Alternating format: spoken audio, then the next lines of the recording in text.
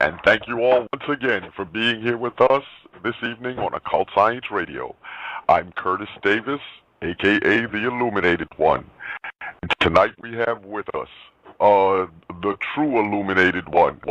This gentleman, if you are not familiar with his work, then you are missing out on some of the most powerful esoteric information that you will ever hear. His work is featured on the Occult Network under our featured presentation section.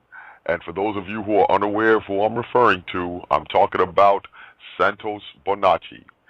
And I've been following this gentleman's work for quite some time. And every time I watch one of his lectures, I am simply blown away.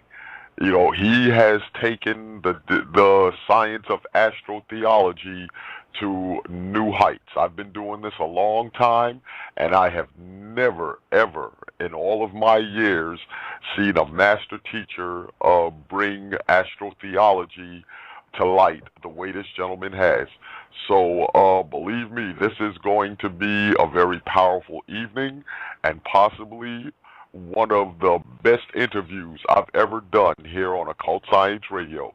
So I'm going to start off by thanking our sponsor, TON, the Occult Network. That's www.theoccultnetwork.com.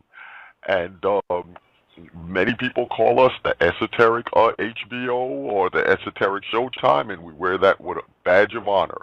So come by and visit us at theoccultnetwork.com. We offer two memberships, a free membership as well as a premium membership, a ton premium, where you will find some of the most in-depth esoteric content that you will find anywhere on the net, and you definitely won't find it in mainstream media.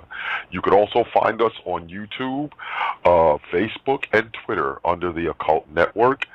So please come by and join us there as well. And if you really want to keep up with what's going on Occult Science Radio and the Occult Network, then look for me on Facebook as well, Curtis Illuminated One Davis. Come by, become a friend of mine. I love meeting new people. And once you become a friend of mine, then you will be plugged in with what's going on with the Occult Network as well as Occult Science Radio. And don't forget to visit our stores on the Occult Network as well. We have everything in there, all things esoteric and more. So you're going to want to call in for this one. The switchboard is lighting up already. So apparently there are people out there that are familiar with this great man's work. So please call in with your questions at 646-649-1987. That's 646-649-1987. And if you have a question or a comment for Brother Santos, then don't forget to press number 1 on your keypad, so that way we can get you on the switchboard and take your wonderful questions and comments. Now, having said all of that, it's time to bring our newest family member and master teacher, Santos Bonacci, to the forefront. Santos, my friend, how are you? Very, very well, thank you, and so thank you kindly for your warm welcome, Curtis. I feel warm. Oh, yes. Believe me, with your great teachings, my friend, not only are you waking a lot of people up and enlightening a lot of people, but you're making many other people warm as well. You know, I'm so glad I was finally able to catch up with you, you know, and you took time out of your busy schedule to be here with us this evening to share your great wisdom with us. So let's start out, my friend, by you giving us a little background on yourself and what led you to the esoteric sciences, especially the great science of astrotheology. Yes, thank you very much. And it's a good question. I love answering this question because many people that I meet that have followed a similar path have a very, very similar journey as myself.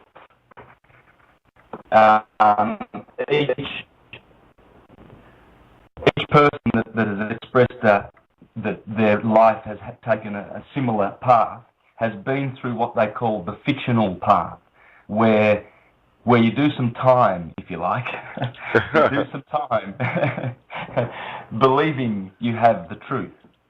And you are allowed to be fooled by the universe for a short time, to be tested to see whether you're really overturning every stone to find the truth. You see, some people say, oh, yes, we love the truth, and we love Jehovah, and we love the Jesus.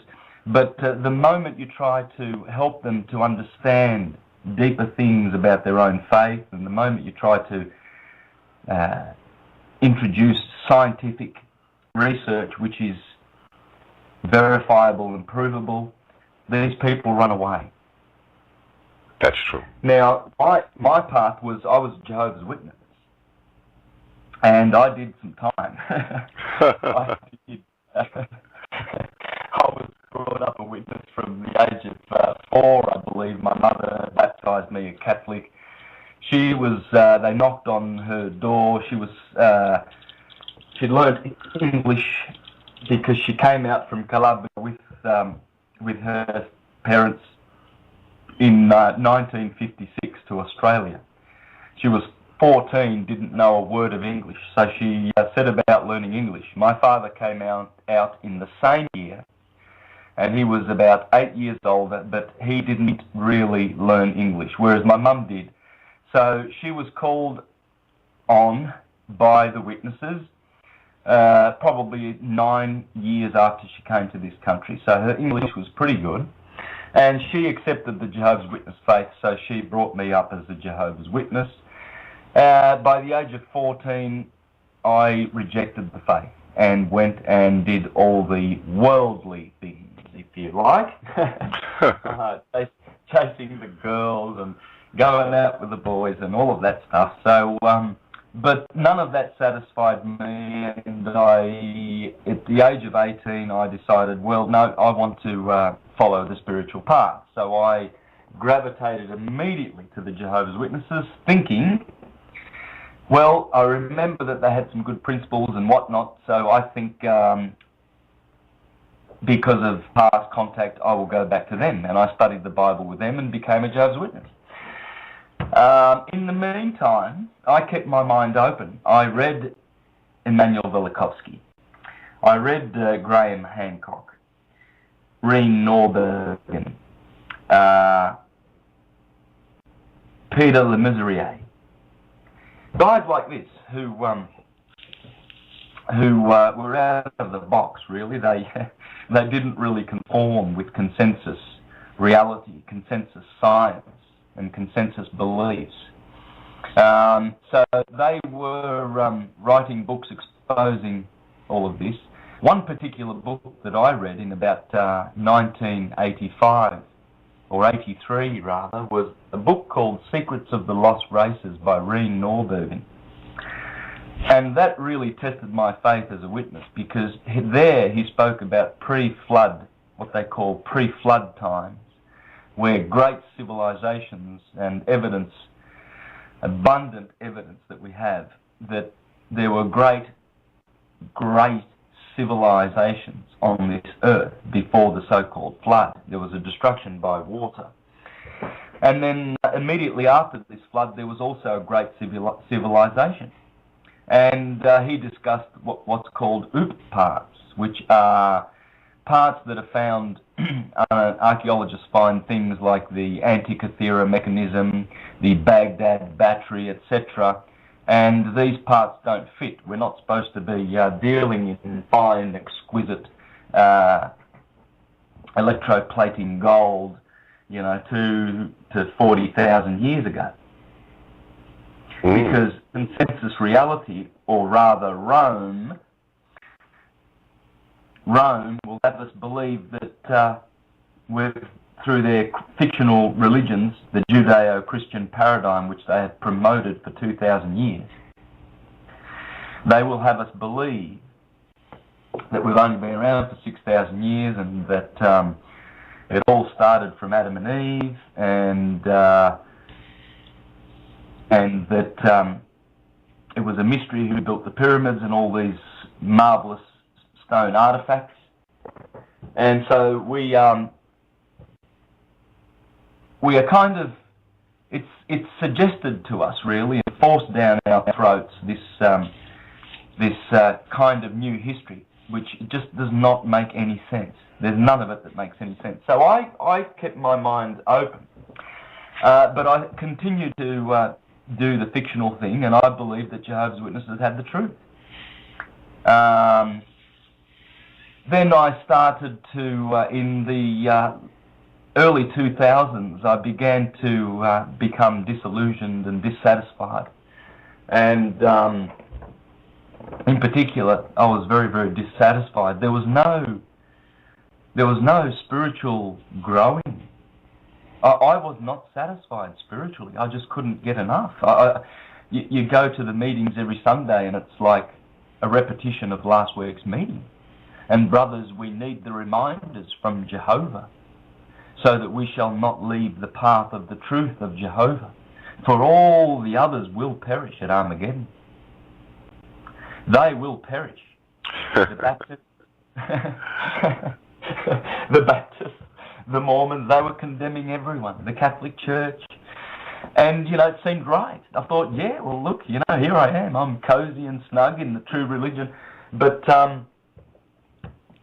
for a good 15 years. But then I started to, probably what they would call in their eyes, I started to weaken in the faith.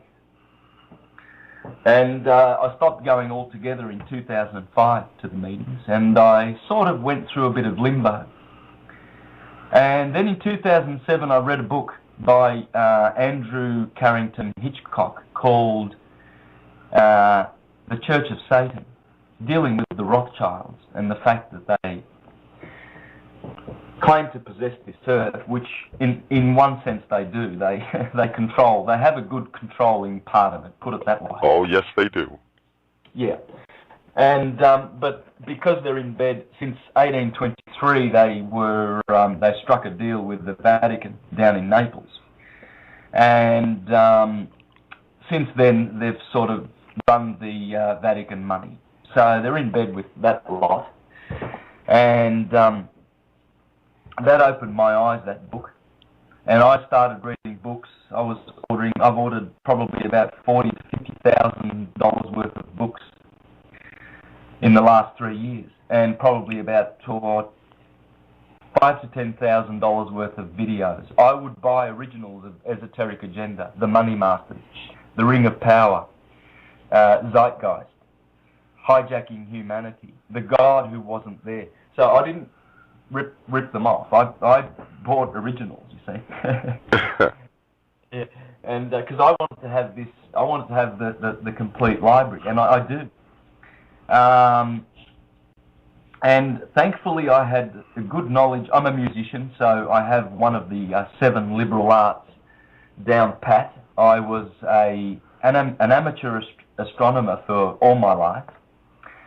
So I know where the zodiac signs are. I know where to find Orion and Perseus and the centaurs and all the heroes. So when I saw Zeitgeist immediately thereafter, my mind was ready. It was really ready. And I thought, yes, of course. The 3 wise men that are pointing to Sirius are the star belts, the stars in the belt of Orion, and they point to Sirius, which is directly above around December the 25th. At midnight, around December the 25th to early mid-January, you will see that Sirius and the 3 wise men are directly above. Now this is beautiful, because this is what the Bible is talking about when the Bible says, and the 3 wise men came from the east, and they followed the star in the east, until it rested immediately above the place where the child was born.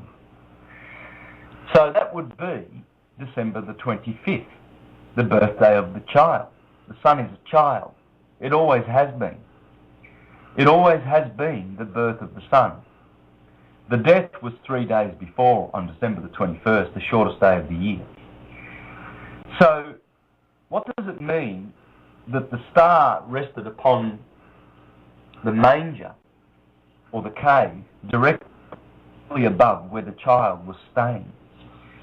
So that's what it means. At midnight, on the eve of Christmas Day, the 24th of December, when you see Sirius directly above you at midnight, that is the moment when below, on the other, directly opposite the earth, below your feet at midnight, where the sun is, that is the moment where the sun is born.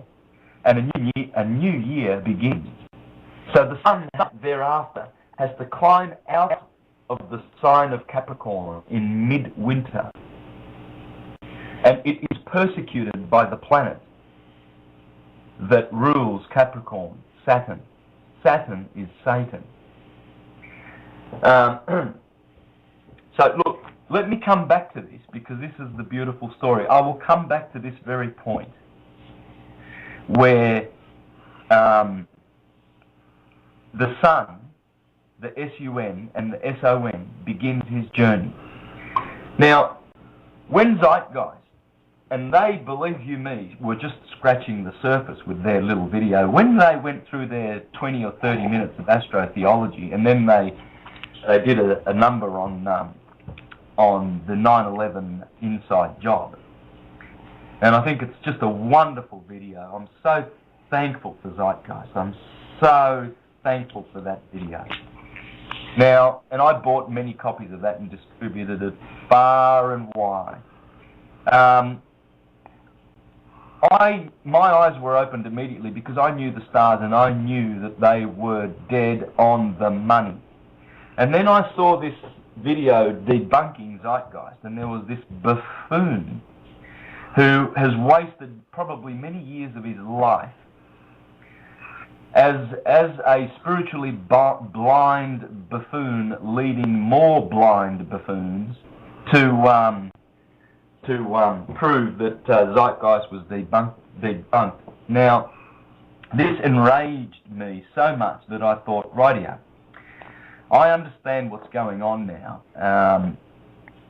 with astrotheology, and immediately the characters started to make sense. And I looked at characters like Esther and Mordecai, and I realized immediately when I meditated with intent on the Bible characters, their true nature almost appeared to me in a clairvoyant state.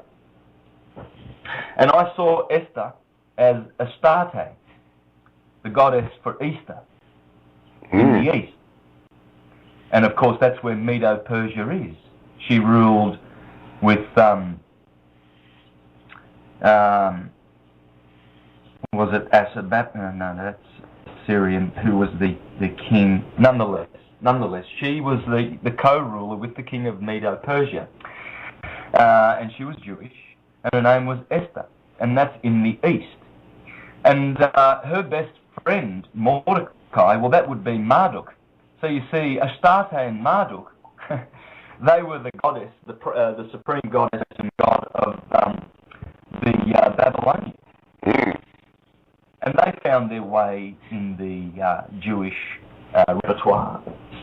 And then Abraham and Isis and Ra and Israel. So Elohim and Elios, the sun, made their appearance in the scriptures. And I immediately understood when the characters did their little journeys, like Samson, for instance. Samson goes around, he kills a lion, he eats honey out of the carcass of the lion the next day. He pulls the two posts of Gaza out. He burns fields of the Philistines with 300 foxes with their tails lit. And all of this was symbolism. I saw it immediately. I could understand it's the sun. It's talking about the sun. You see, when the sun burns the fields with the 300 foxes, that happens around May, when Sirius begins to, they say that the light of Sirius and the frost in the morning burns the plants. And so they have this particular festival, you see. It's all a nature worshipping, nature adoring and nature respecting festival. And you see, Samson is betrayed by Delilah. He has 7 braids of hair. Well, the sun's called the 7-rayed god. So there you see 7, the number 7 appearing. And he gets betrayed, and he puts his hands down in the temple of Dagon. He puts one hand on one pillar and one hand on the other, and he brings down the whole year on the 21st of December. Talking about the sun. It's all symbolism for the sun. So all the characters were illuminated to me, in my mind. So I thought to myself, well, look, here's this buffoon trying to debunk Zeitgeist. And so I have made videos that are so scientific and accurate in terms of astrotheology. And I show the science. So in other words, I show how the listener or the watcher of the videos, the viewers, can actually acquire the understanding for themselves. So in other words, I teach you how to fish. I don't give you fish. And I found that a lot of astrotheologists out there were giving fish to people because they don't even understand the science behind it. They don't know the holy science. Now, you must understand the holy science. The holy science was developed in Egypt many, many thousands of years ago. And it was highly refined and highly developed, and they knew every position of the constellations of the heavens, and they knew the seasons below. And they knew that in the heavens there were stars that matched the stars inside our bodies, the cells, the atoms, the little atoms, because the stars above were called atum, at least the sun was. Amun, Atum, Aten, Set, Ra, Horus, Jesus, Osiris. These are all names for the sun. In fact, most masculine names are names for the sun. So when you do your science, and you know the holy science that was once the universal religion, it still is, it always will be, and it is coming back, and I will play my part in bringing back the true religion / science that this earth once enjoyed. And I hope to be able to be a big part in that. And I'm so thankful to the heavens and to the divinity that my mind has been opened up to the fiction, so that I have lived in both worlds. And so with my videos, it can't be refuted that astrotheology is the origin of the Bible. It simply can't be refuted now, because it's based on the science of the journey of the sun. So I think I'll start from here, if you don't mind, Curtis. Oh, please. Yeah, I'll explain this science. Then I'll go back to the mythologies and show how the sun is born on the 25th of December. And all of the dates thereafter correspond with Jewish Christian dates, which, by the way, Jewish and Christian religions are true religions. They're true religions. But the Judeo-Christian paradigm, that is a fiction. The Judeo-Christian rubbish that they spew out of our churches, our corporate churches, that is neither Jewish nor Christian. Because Christianity means the religion that is based on solar knowledge. And the Jewish religion is Elohistic or Jehoistic. So they follow the knowledge of Jupiter and Saturn, mostly. They are Saturnian and they are Jupiterian. Now, they are Saturnian because they are Elohistic. El is Saturn. It's also the sun. You see, they are twin brothers. Saturn and the sun are twin brothers.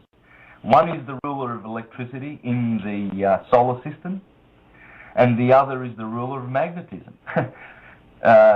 Saturn is, in astrology, is known as cold and dry.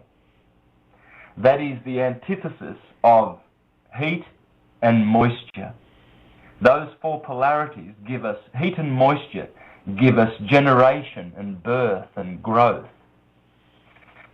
Heat and dryness, also cold and dry, give you sterility and disease, and the opposite of growth, death. That's why Saturn is the god of death, and he holds the sickle in his hand, and he is the Grim Reaper. Because his planet actually is the reverse of the benefic, healing, and prosperous, beneficent rays of the sun. You see, the sun is our Lord, our El Lord. And the sun provides us with three things, which all begin with El. Love, light, and life. It's the source of all of those things.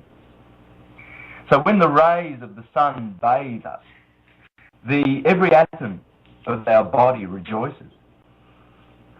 Our soul is bathed in photons. This is why we should strip ourselves naked and lie in the sun's rays as much as we can. To be bathed with those vitalizing little atoms, those electrons and protons which come from the sun. Now Saturn does the opposite of that. Now that's not bad. It's not evil. It's just nature. The sun must be resisted.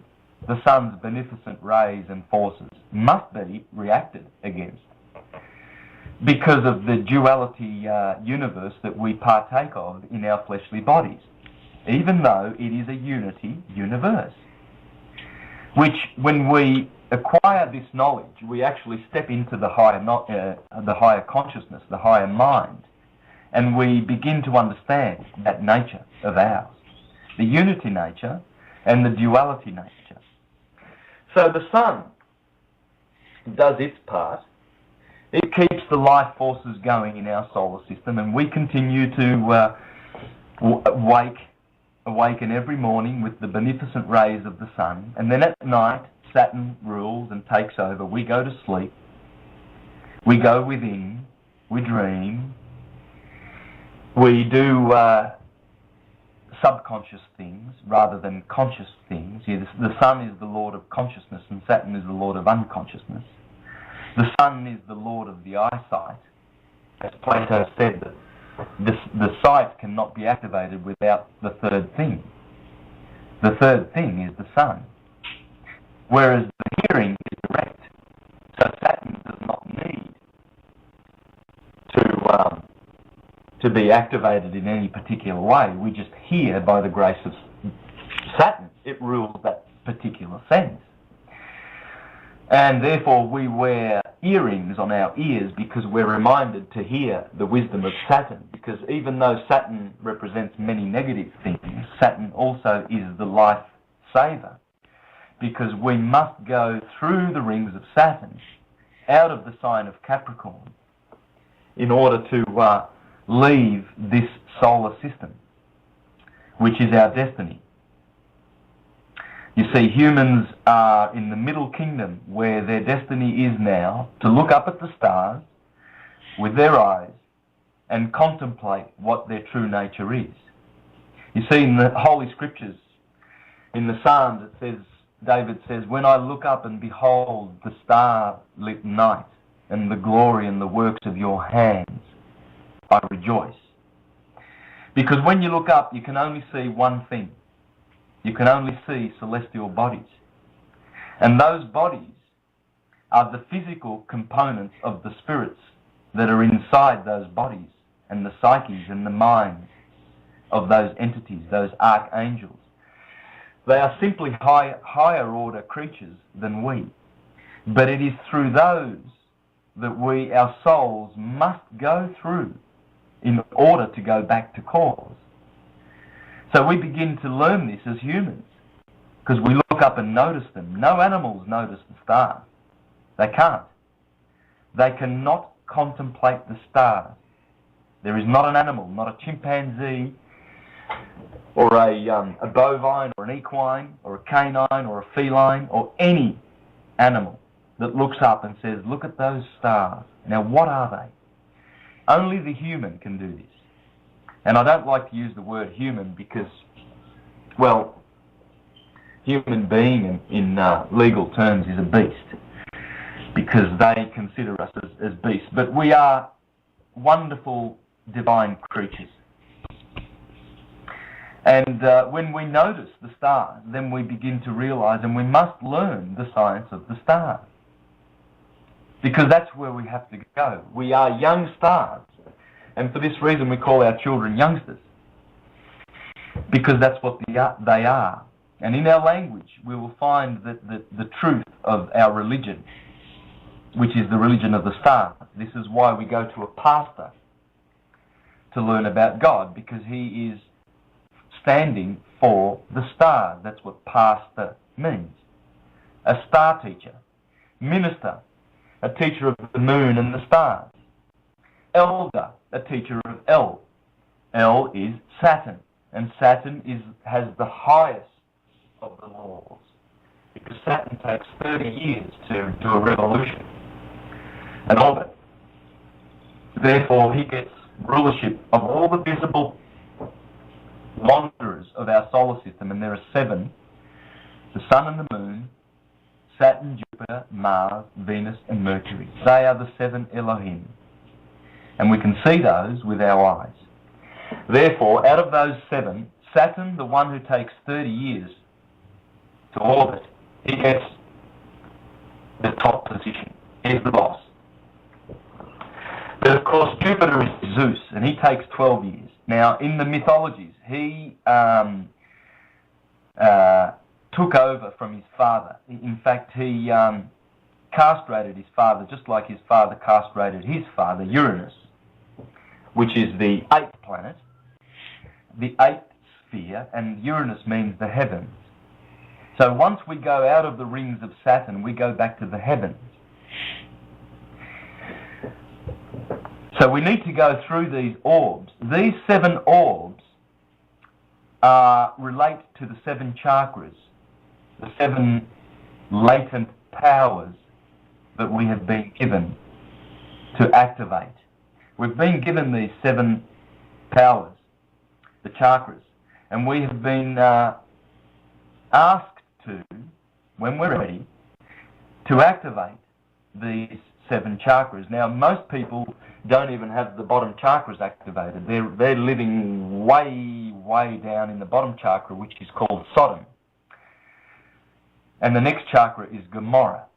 They are Sodom and Gomorrah. You see, this is why Sodom is practiced by the Catholic Church with young boys before the age of 7. Because the bone structure, the skeletal structure around that bottom chakra is not developed. Therefore, they are able to do severe damage to that chakra.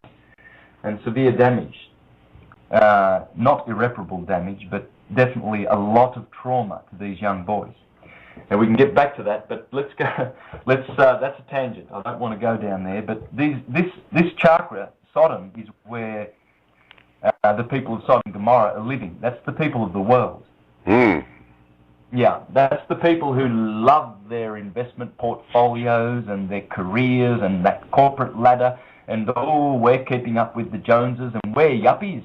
We have 3 BMWs and a Ferrari and a Porsche, and we live in Hollywood, and our image is plastered through all the glorious lifestyle magazines, and we got our names in the E channel for Fox, and these people are living in Sodom and Gomorrah.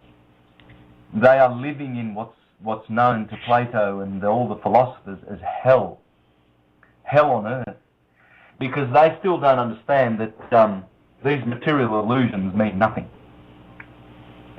And we are here to remember who we are. So the stars remind us of these, and this is what I've put in my videos. I've given people the secret knowledge of how to understand everything about the solar system and the stars. You will not be left unknown. You will be a knower when you understand this science. Now, the science goes like this.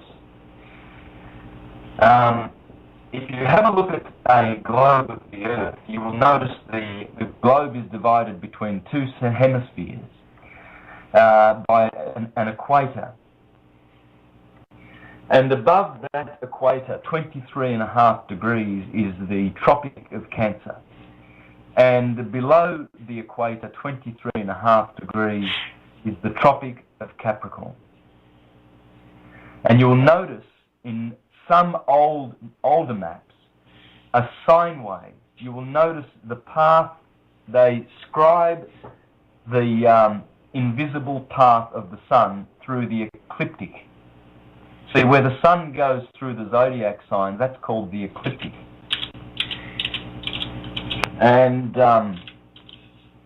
when the sun, because of the tilt of the Earth, 23.5 degrees, as the Earth orbits, it does not orbit the sun, by the way, it orbits with the sun. Now, I will explain that at another time, but the planets do not orbit on the same plane as the sun. This is from Copernicus and Kepler and Brahe and all of these, and Newton, and this is erroneous. Our sun is in a vortex solar system. So our planets orbit behind and with the sun. I'll get into that another time. But as the Earth does this orbit and it's tilted 23.5 degrees, we get this obliquity of the ecliptic. Now, please try and follow me, because this is such crucial science, and I'm really, really trying my best to put all of this together so nicely so that you can probably put this on a podcast, and then you can go over it and over it, and then you will understand the science of the stars. Now, the obliquity of the eclipse at the moment is at 23.5 degrees. So the sun's path will go up to that tropic of Cancer, and it will reach the tropic on the 21st of June. Now, the point of departure, the 3-month climb to what the ancients called the Holy Mountain, Mount Zion, on the 21st of June, the sun is endeavouring to bring back the summer, the photosynthesis. So that day is a very beautiful, magical day. It's the longest day of the year. But the beginning point was March the 21st, at the equator, at the equinox, when the sun splits the day perfectly, 12 hours of night, 12 hours of day. That is the beginning of the year. In fact, the Jews call that that's the start of their sacred year. And the start of their secular year is 6 months later at the other equinox, at the autumnal equinox on September the 23rd. Now, there I've given you 3 dates, 2 equinoxes and a solstice. So what the sun does is the sun begins. It does not begin as a little baby boy on the 21st of December. It begins on the 21st of March. We must understand this. This is why the Gospels of Mark and John begin with a full-grown Jesus.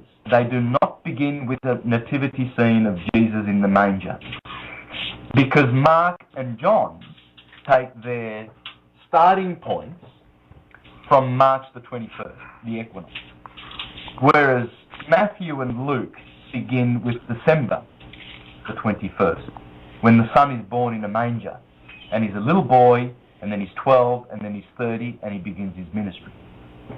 Well, the beginning of the year is March the 21st, the point of equilibrium. It must be the point of equilibrium. And it must be the point of the start of the sine wave, because the ancients taught us that the body of the god, the head of the god, which is called Adam Kadmon, begins at 0 degrees Aries. You see, 0 degrees Aries is very special. Right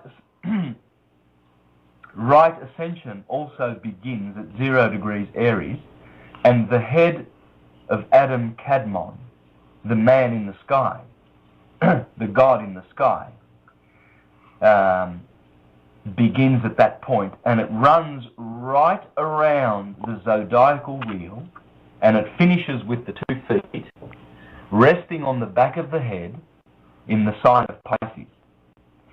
So, the signs of the zodiac are these, in order. Always the zodiac begins with Aries, for the reason that everything begins in Aries. Next is Taurus, Gemini, Cancer, Leo, Virgo, Libra, Scorpio, Sagittarius, Capricorn, Aquarius, and Pisces. Now, the body, you will notice, if you place a body in those signs and you remember the animals and the characters that rule those signs, you will notice some correspondences.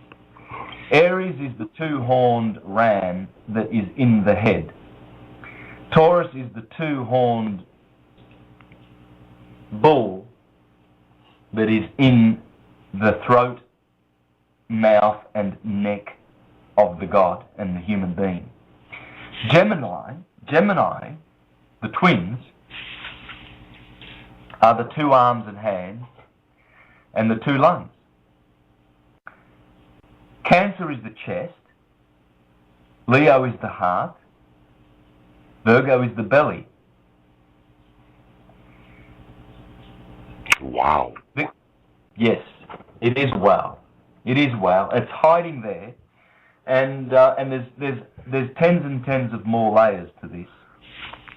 There's many more layers. There's the agricultural year. There's the physiological. There's the geographical. There's a lot to this. There's a lot, and I will, if I have the opportunities, which I hope your radio will provide me. Absolutely. I will give you every layer of this. Now, Libra is the kidneys. That's why it is the seat of justice, and they are the scales.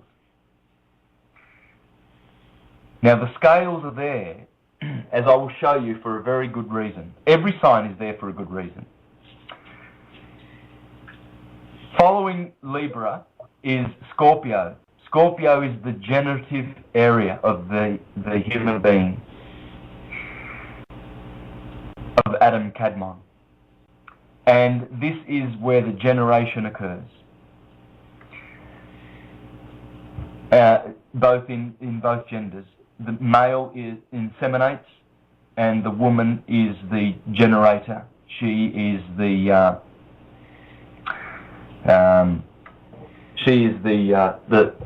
she grows the body, and the male provides the spirit. It's spirit and matter. You see, the male is the pater, and the mother is the mater. Material, matter, mother, these are all the same word.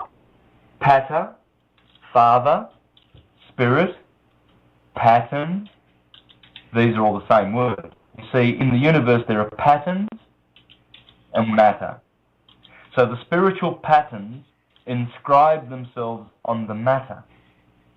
So in that sign of Scorpio, Scorpio is very, very important for this. It provides all of the growth. It is the sign that gives that particular kind of growth to solar bodies everywhere in the universe. And this is the great science that was left to us, and we've forgotten it. And now we are remembering these things. And it's such a beautiful science. Following Scorpio is Sagittarius, and it rules the upper thighs and the liver. It's a fire sign, and the liver requires fire. Just like the heart is a fire sign, and the heart, Leo, requires fire. And the head, Aries, the brain, is an electrochemical computer. So it also requires fire. And fire Why do those three signs require fire? Because fire is electric energy. Those organs, those parts of the body, which are right on cue in the zodiacal man, they are the fire signs. Aries is fire cardinal, Leo is fire fixed, and Sagittarius, which rules the liver, is fire mutable. So the design is perfect. We need electricity, and I'll explain why, in those organs. Well, I already have explained why the mind needs electricity, the brain, where Aries rules, and that's because it's an electrochemical computer, so it needs electricity. So right on cue, electricity is provided for in that area of the mind, because that belongs to the rulership of Aries. No other sign can take that place in the head. And this is why astrology must be understood in this particular way, because you cannot replace the sign that begins on March the 21st. It will always be Aries. This is why astrologers urge to say that Arians are now Pisceans, because of the 30-degree slippage of precession. They are incorrect. They are erring in this respect. Aries will always be in the sign of March and April. Now let's continue with Adam Kadmon. I will try and complete all these wheels so I can refer to them. So if I lay down this science in this particular interview, Curtis, then we can always refer to it. And we'll always understand when I refer to perhaps Libra.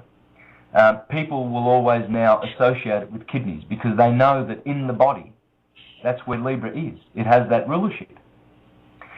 All right, so that's why I'm going through this. Now, Sagittarius rules the upper thighs and the liver. Capricorn is the knees, and it rules the skeletal body. Aquarius is the shins, and it rules the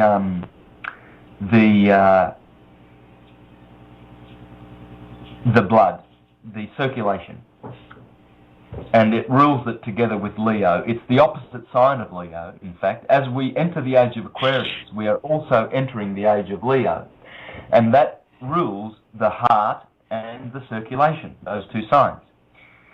Then the final sign is Pisces, the two fish, the 2 feet.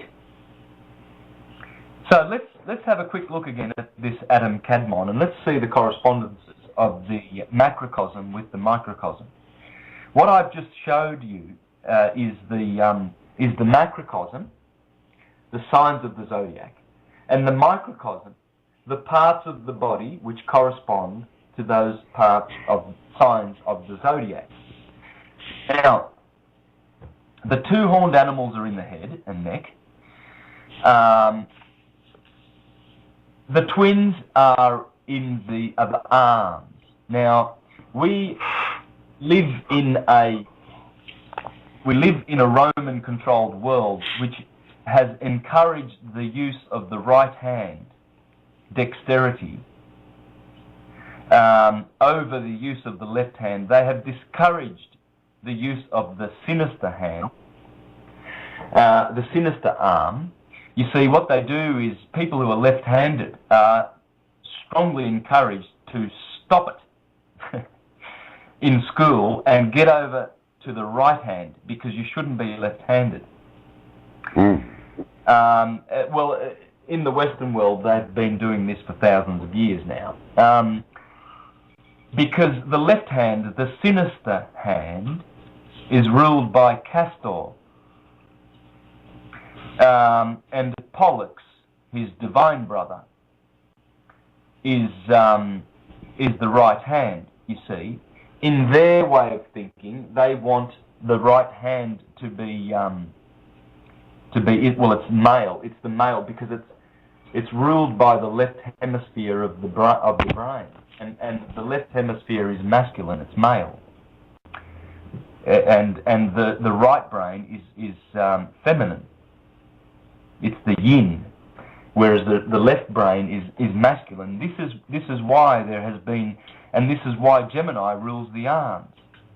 and the divinity of the two brothers. You see, they are both sons of Zeus, but Pollux is divine and immortal, and Castor is mortal. You see, so those beautiful stars of the twins in the sign of Gemini, those beautiful, gorgeous stars, one appears to be orange and one appears to be green. They look like serpent's eyes. They are the most mysterious stars in the sky. They're strange colour. Now, there are only 4 red stars in the sky, and I'll show you the location of those in the body. 2 of them are in the head in Taurus, Orion and Taurus. One is Betelgeuse and one is the Eye of the Bull, Aldebaran. And the other 2 red stars are Antares in Scorpio, in the generative area of the human being. And the other one is Arcturus in Bootes, Virgo, the belly, which corresponds to the solar plexus. I'll get back to those red stars and Gemini. Now, Gemini, so we've noticed that Adam Kadmon corresponds perfectly. The man in the macrocosm is the same as the microcosm so far. The ram is in the head because that animal is headstrong. Ram is headstrong. The neck is to give us the earth sign, the fixed earth sign of the Taurus. So we have the shoulders and the solidity of the neck, and the bull is placed in that sign because that sign is interested and concerned with material things. It's in astrology, the 2nd house, which has an association to Taurus, is the sign which has to do with material wealth and abundance, because the Taurians love their material possessions. Unlike the Aryans above in the head, who are concerned with intuition and spiritual things. That's not to say that Taurians are not spiritual. That's not to say that at all. In fact, some Taurians, some of the greatest philosophers, most of the greatest philosophers are Taurians. Plato, Socrates, and etc. So it's a sign that has produced great philosophers and great thinkers. But it has to do with the general nature of people born under that sign and their inclinations and tendencies. And if you realize that the mouth that takes in food is placed in that sign, you will realize why the fixed earth, because it is concerned with things of a material nature. You see, you put material food into your mouth in that part of the body. Please take note of these things, because when you take notice in this particular way, your understanding grows. The next sign, of course, to Taurus is Gemini, and that is mutable air. It rules the lungs, because air, oxygen, goes into the lungs and is mutated. It is turned into the oxygen is used and sent from the lungs into the oxygenates the blood, and then the heart uses this fresh oxygen, and then the oxygen is sent forth into the blood vessels, and the body, the organism of flesh, is able to breathe. So, right on cue, you have a sign which is given to the element of air, and in its mutable form, because air must be mutated. Are you understanding this, Curtis? Oh, absolutely. Yes, this is exquisite. This is how we have been designed. Now, we have been designed by the ethereal causal God of the universe, the one spirit and divine Ein Sof. As the Hindus call that one, they call him, we say him, but it's neither he or she, but please understand, I'm just going to refer to him, to this one as a him, and please don't be offended. But these genders do serve a purpose.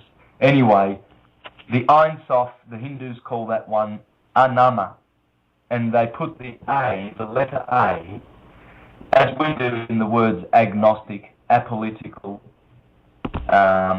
etc., etc. It's called the A privative because it deprives the word of its meaning when you place that letter in front of it. So Nama in Hindi, means name. Anama means no name. So the no-named one, and we should not try to name that one. Many have attempted to give us beautiful descriptions of that one, but we can't. We can only name the ones below, the ones in the elements of fire, air, water, and earth. In other words, all the stars, the electric suns that we see in the universe, because the universe is electric. Everything you see is electric magnetic effects. So those suns, they are the fountains of life. They are the sons of God. All of the stars, those electric bodies that we see, they are the children and the sons of God, because they come out of the cause. How they do this, we don't know. But it's the cause already has the patterns, the invisible patterns, pata meaning father. They imprint themselves on matter, which is the electrical bodies and below. So from the fires, from those suns, we get gas, liquid, and solid, and they are different vibrations of the same energy. Everything is in motion. Everything is energy.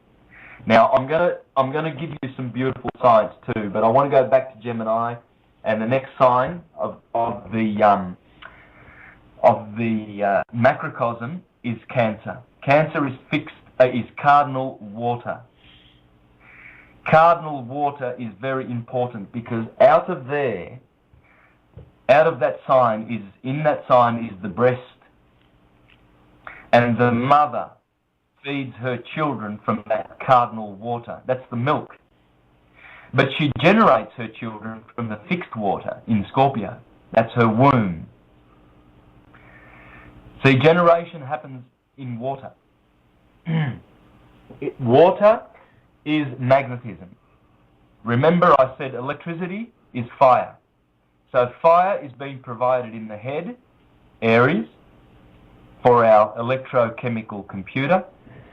It's been provided in a fixed state in the heart, so cardinal in the head, fixed in the heart, and mutable in the liver. So the liver is mutating the emotions. The liver is working hard to clean the body. It needs electric energy. Now, Cancer is the breast, and the milk of the woman, the mother, comes from this area, and that is the water of generation. The next sign, of course, we've already touched on this one. This next sign is Leo, and it already has been explained. In fact, when you look up at the sign of Leo, you will see the shape of a heart. Most people think, oh no, it's got to fit into the shape of a lion, and it does. But even the glyph for Leo is really just a heart. It's the heart. There's no denying it. It's the heart. The next sign is Virgo, the belly. Now, Virgo is mutable earth. Mutable earth because the belly and the intestines are mutating the fixed earth, which came from the sign of Taurus. So Virgo is concerned with mutating that earth and turning it into energy which can be used by the body. The next sign is the cardinal air sign of Libra. So the kidneys are requiring chemical energy from the air element to perform its daily functions. This is why it's very, very important to learn how to breathe. In through the nose and exhaling. When you breathe in, the diaphragm and the bottommost part of the lungs, which are almost well, they are in the vicinity of the kidneys, and the kidneys want to be bathed in beautiful oxygen. They need it. So in order to feed them properly, we must learn how to breathe. Because if you don't breathe deeply, that mutable air of Gemini will not reach its target of the kidneys. It needs that oxygen. All the organs need oxygen. And unfortunately, in the Western hemisphere, in the Western world, probably about, look, I'm not a breathing yoga expert here. I'm not giving any advice on breathing, but I would suggest that a good 80%, going on my observations, of 80% of mankind in the Western world are breathing incorrectly.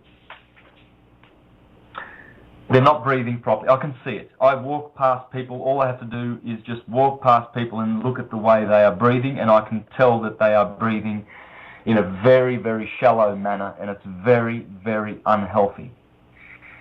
We must imitate a balloon when we breathe. When you blow into a balloon, it expands.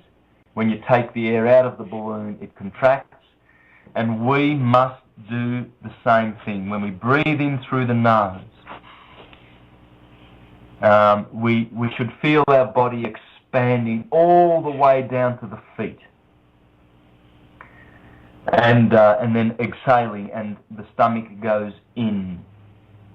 Now, of course, I'm not someone who can give advice, deep advice on these subjects, but Hatha Yoga and Yoga Nidra are good for this sort of stuff, and there's many other philosophies and paths.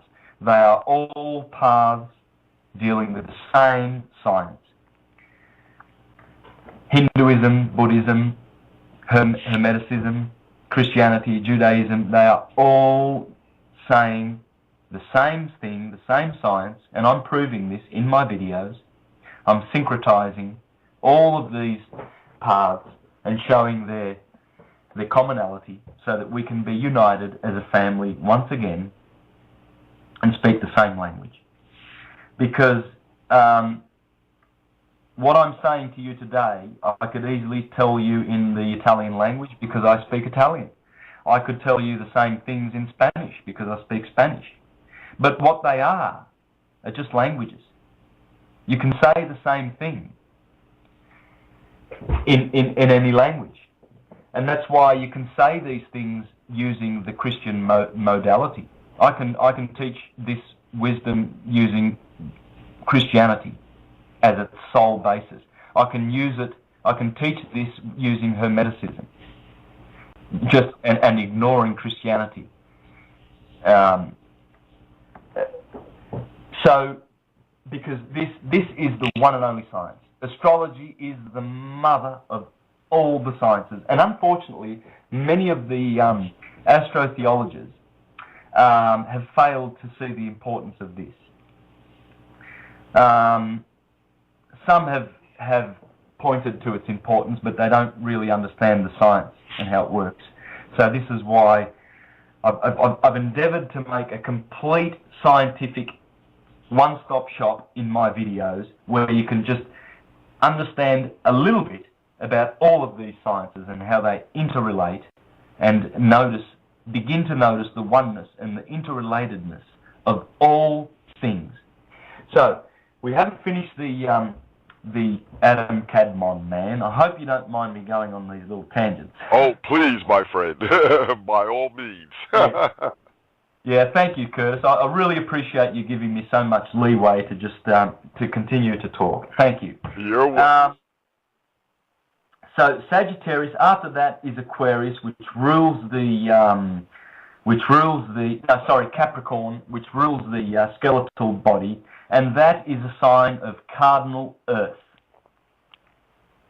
Cardinal Earth, probably because cardinal Earth would be the most solid of the of the Earth sign, and the bones are the most solid part of the body, would they not be? I mean, all you have to do is think and focus with intent. And clairvoyance on these subjects comes immediately. I mean, we've got Capricorn, cardinal Earth. Now, Earth, what's Earth? Well, it corresponds to the hexahedron. There are 5 platonic solids. The dodecahedron, which has 12 faces. The tetrahedron, which has 4, which sits immediately below the dodecahedron, which corresponds to ether. So in my charts on my videos, I have ether at the top, the 5th essence, and then I have the 4 sub-ether elements, and they are in this order: fire, air, water, and earth. Fire is radiance, air is gas, water is liquid, earth is solid. Ether is the dodecahedron, 12 sides. Fire is the tetrahedron, 4 sides. Air is the octahedron, 8 sides. Water is the icosahedron. Ikosi in Greek means 20 sides. It's water. And right at the bottom we find Earth. And guess how many sides Earth has? It's the hexahedron. Hex is 6. And hex is a bad word. Have you heard of when evil people put a hex on someone else? Oh, yes. Yeah, well, see, Saturn rules Capricorn and Earth rules Capricorn, and that's the hex. Saturn is the god of the hex. And in fact, when you look at NASA images of the North Pole of Saturn, you will see a hexagram. Saturn is a massive gas ball, a giant of hydrogen and helium. Very, very cold planet. Very cold. And at its north and south pole, it has a hexahedron, because it resonates with the hexahedron energy. It is cubical. And in fact, that's why the Muslims have their black cubical pilgrimage stone at, is it called Kaaba? Yes. Yeah, that stone is hex. It's a square, and they do a circle around the square. So it's all about geometry, sacred geometry. Now, Saturn, the word hex, when you flat pack a hex, you get the sign of a cross. And that cross has 4 sides. Now, the human being, when you stand erect with your feet together and you outstretch your arms, you are in the sign of a cross. All cathedrals and Egyptian temples were built to this sign. And the Holy of Holies was always in the head. That's where the high priest does all his functions.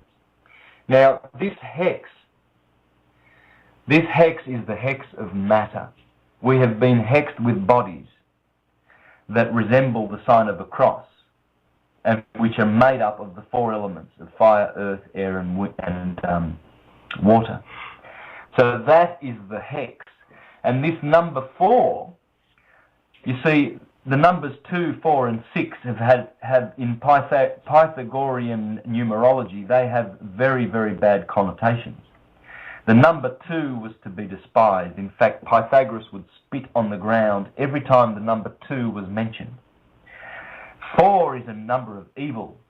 In my wife's country, Japan, the number 4 is pronounced shi.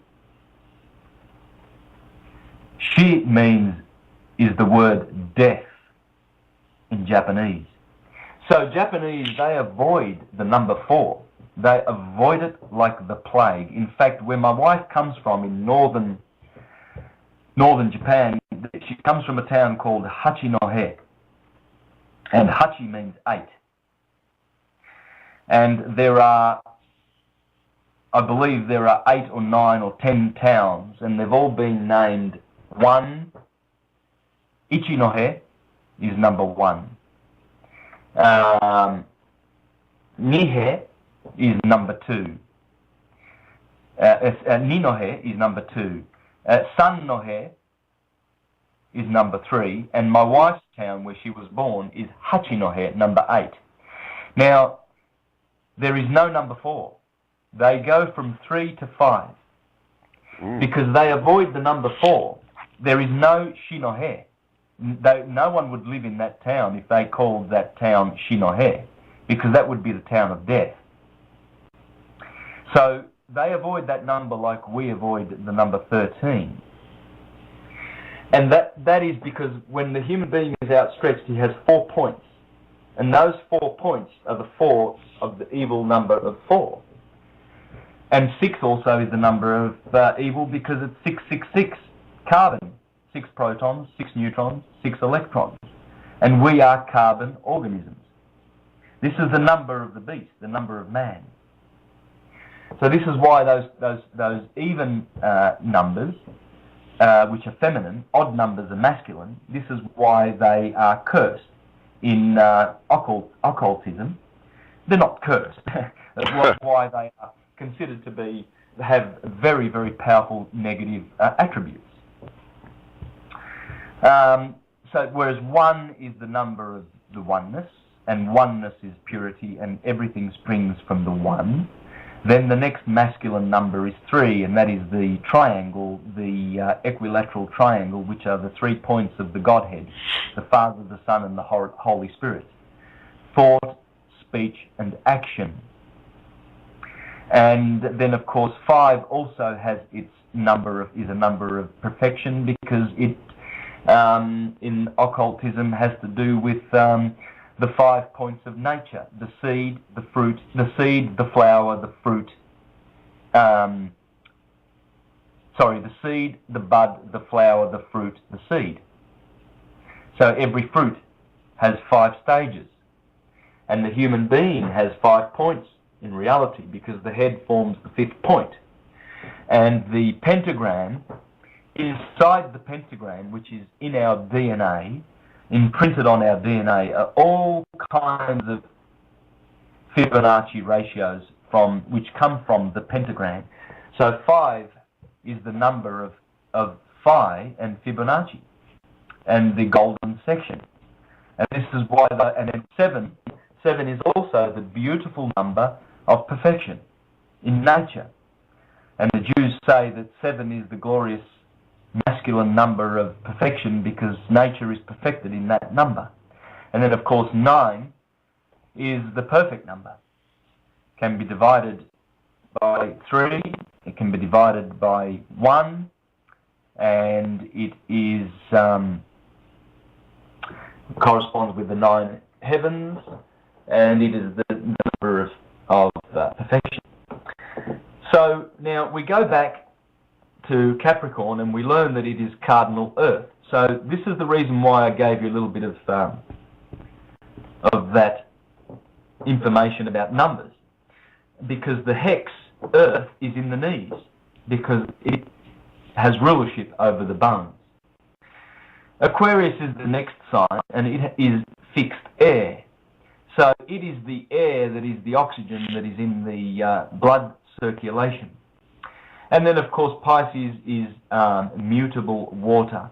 Well, that rules the nervous system, and that is the water system of the body. And of course, our feet, water is magnetic. It's magnetic energy. Let me explain this. Earth is electric energy. Air is chemical energy. Water is magnetic energy, and earth is kinetic energy.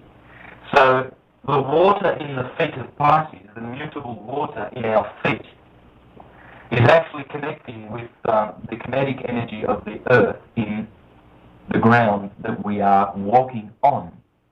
You see, we are a magnet, and we are standing on our feet, the Pisces,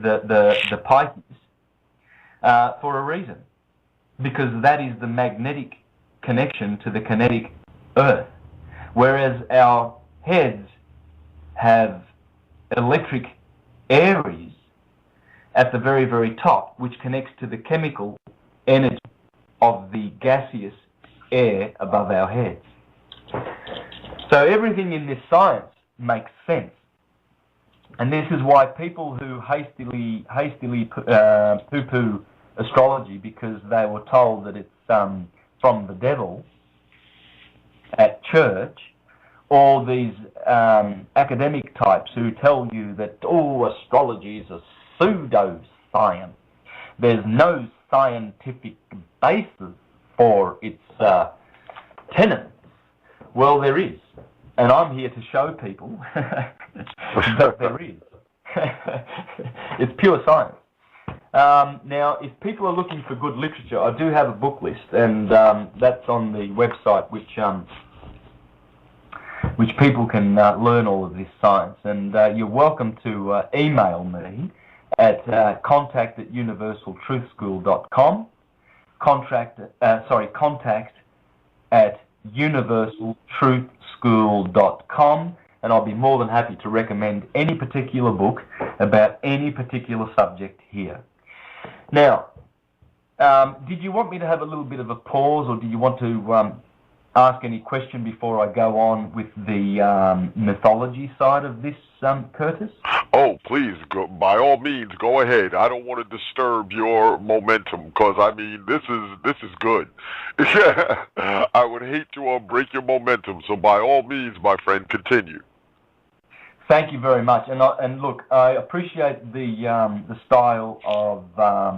you obviously understand the style that you need for me. Oh, yes. And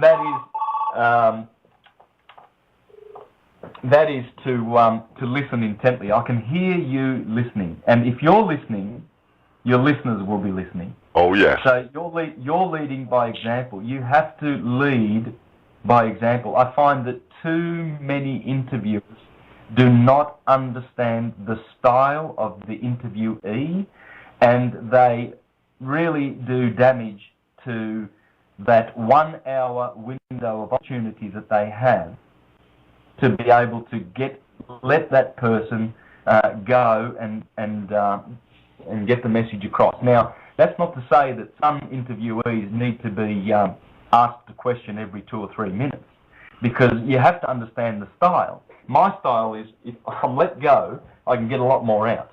Oh, yeah. So thank you for that. Now, if I go back now, we've explained the basics of this Adam Kadmon, and I can go ad nauseum. I can go through the individual signs, Aries, Taurus, Gemini, and I can tell you more stuff. And I will eventually, but let me just leave it at that for now, and let me just now lay the mythological foundation for all of the hero tales.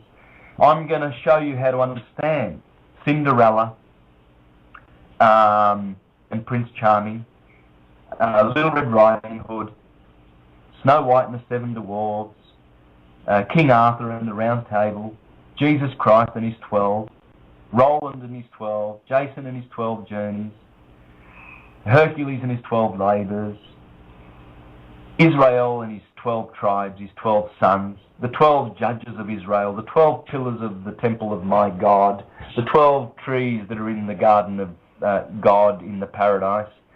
My God, it goes on and on and on. And you know what? Churchgoers just don't, they are so mind-controlled and brainwashed that they never get it, that their story is just another one of the same story, which is the story of nature. They never get it. They never get it. They go to church believing that Jesus Christ was a historical person, and they model their faith and belief after the historical person outside of their bodies. So they've placed something more divine outside of their bodies on the historical plane, realizing that they have been commanded never ever to reject their own divinity. They have been commanded, before they came into this incarnation, to never forget that you are a son of God, and by your birthright you will return to that God. There is no physical, historical intercessor. There can never be. There can only be the one within. We have been given inside our bodies, we have been given everything that we need in order to be saved. Salvation means to climb Jacob's ladder and burst those chakras and go right up to the crown chakra in the temple of God in our craniums. Because once we open that pineal gland, we will see directly. We will know directly. We will not be in the land of believers. See, belief is for fools.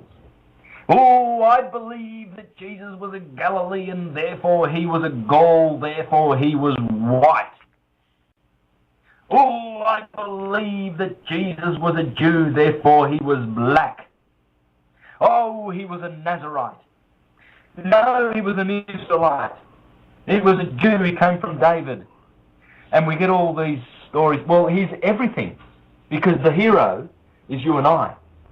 And we are, all of us, the children of Israel. I'm of the tribe of Gad, which is Aries. I was born on March 4th. So I'm Aryan. I'm one of the tribes of Israel. The Geminis, the Jews are Leos, because that's the lion of the tribe of Judah. And so on, so forth. Dan is Scorpio. The Danites. So here we are. We are the children of Israel. So when you go to church and you hear about Jesus having 12, look, there's no hero out there that has 11 disciples or followers, okay? Let me get this right. Let me get this across. There's no 11 and a half or maybe 12 and a half or 13. It's always perfectly rounded out to 12. Are we getting it? Are we getting the point?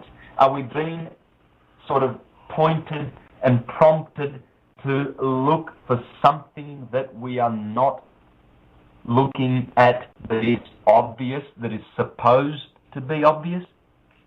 Is the number 7 and 12 in the Bible there for a reason? Because it's saying, please don't read me like any plebeian buffoon would read me. Read me with your spiritual mind.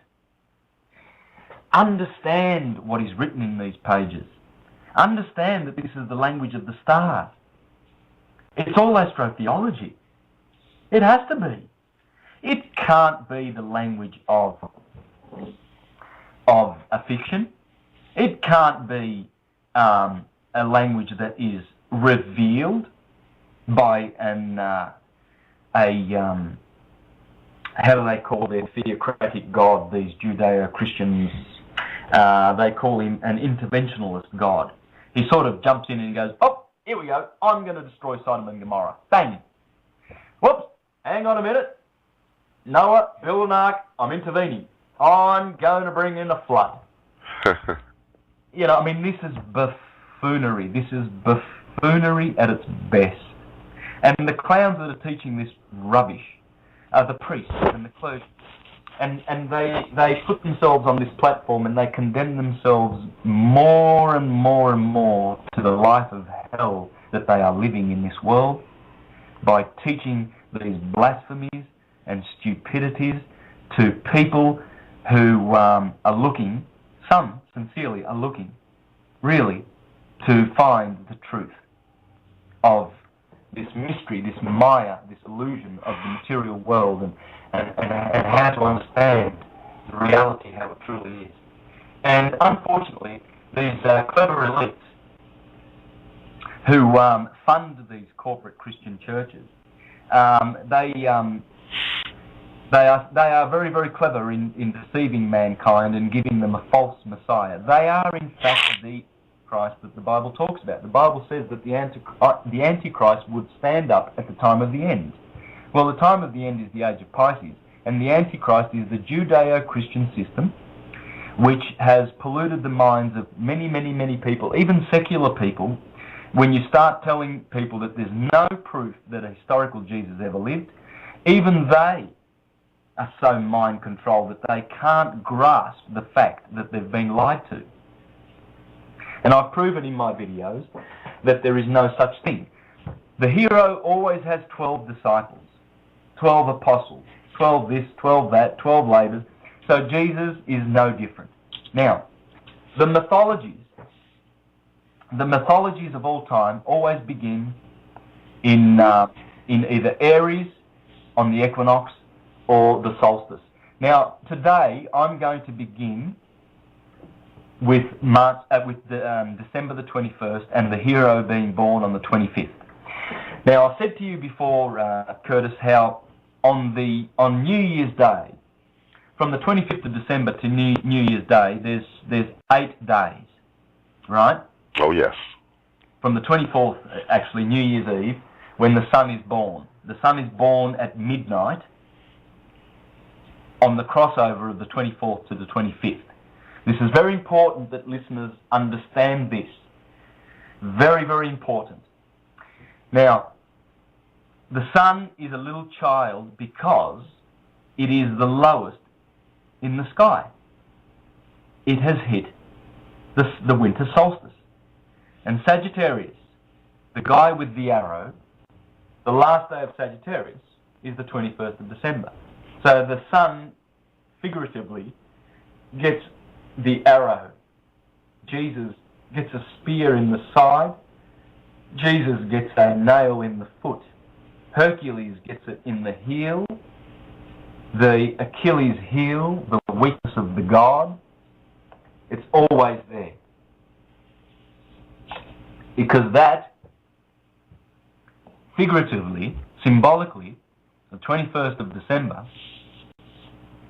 is the weak point of the whole journey, the 365-day journey of the sun. That's the weak point. That's the Achilles heel of the sun. And 3 days later, the sun stays in the grave for 3 days, but 3 days later, it rises and is resurrected from the dead. Now, the same thing happens at Easter time. I will explain this.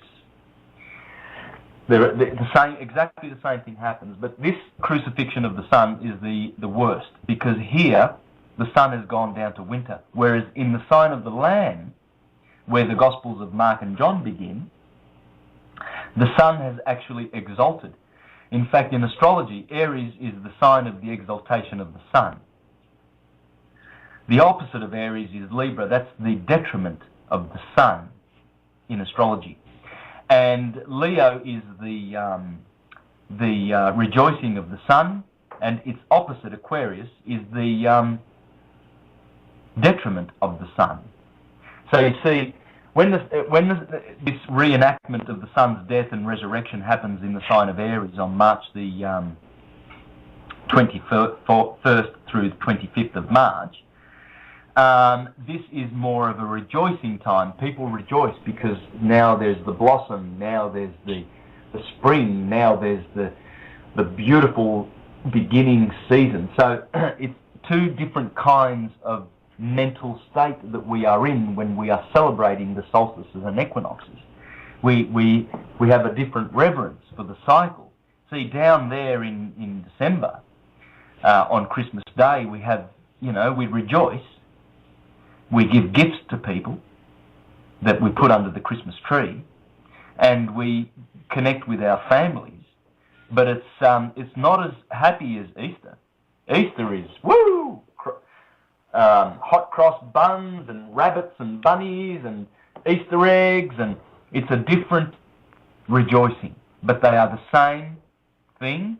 They are solstice and equinoxial celebrations. These are hiding in the Bible. all through the Bible, you can see this beautiful language of how they observed and monitored the sun's cycle so that we can glorify the cycles of nature by understanding them, by knowing them, and by growing our consciousness. From the state of animal consciousness, through human consciousness, through hero consciousness, angelic consciousness, and then divine consciousness. And we do this through one tool, one mechanism: knowledge. There's no other way. Knowledge. Knowledge is the door. In fact, in Kabbalah, the 11th pseudo-sephira is called Da'at, which means knowledge. When you open that door, then you go to Binah, which is feminine understanding. And from Binah, you go to Chokmah, which is masculine wisdom. And then from Chokmah, you go back to the cause, the crown chakra, which is Ketha. And when you take away the K, you get ether. You return to the cause, where you are one with the divine. And that's the true nature. We never need to fear the Illuminati and the evil elite and the people who are dumbing us down and immunizing us and fluoridating our water and prosecuting us through their evil, illegal and unlawful courts and their jail system, which is a business. We never need to fear these types because we know who we are. We are the one cause. We are the creators, the co-creators of this existence. And as we hurriedly regain our consciousness, our psychic powers will grow and we will dissolve the kingdom of Rome. Rome is going bye-bye. Rome, with its capitalism and its democracy and its theocracy, which is Christianity, the false Christianity, its calendar, the Julio-Gregorian calendar, its calendar of slavery, its alphabet, the Latin Saturn alphabet, which is used in our court systems. Rome runs the world. We will dissolve that with our consciousness. This is why knowledge is so important, and this is the knowledge. This is the great heresy, if you like, that Rome, the cult of Rome, has been persecuting for thousands of years. Because the moment you get to know this stuff, the moment you know who you are, and you're not scared of these types, and you do not whimper and bow to these types, you put them in your place, because you are the divine, and they have chosen to be the slaves. They are the ones who have donned the uniforms. They're the ones who are wearing the suits that are going off to chase their careers. They are the ones who believe in Rome. So they've got their clown suits. In the Vatican, the cardinals have their buffoon clown suits, their red cardinal clown costumes, because they are telling you that they are bathed in blood. We are the shedders of blood, and we bathe ourselves in your blood, you fools. You fools who come and believe in our twisted antichrist religion based on a historical saviour. Why do they want you to believe in that saviour? Because they don't want you to save yourself, which is what we need to do. If we don't save ourselves, no one will save us. It is we who have the responsibility and the ownership to activate the 7 powers that were given to us. We are the ones who know and learn and know our science. Science is also another word for knowledge. Now, I don't know whether I've explained this yet, but I will now. Knowledge is just another word for consciousness. Knowledge is just another word for science. Those three, we've been led to believe that these are separate. You know, you need a PhD to be a scientist, and you need to study at their schools to be a scientist.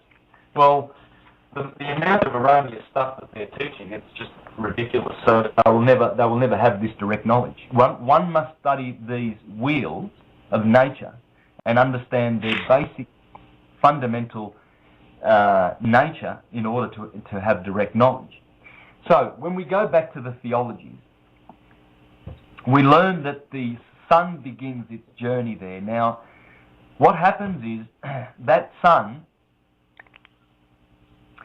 after 8 days, after that moment on the 25th of December, after 8 days, the sun gets circumcised. In other words, the year is cut off on the 29th of December, and January 1st begins the new year. That's the circumcision of the old year.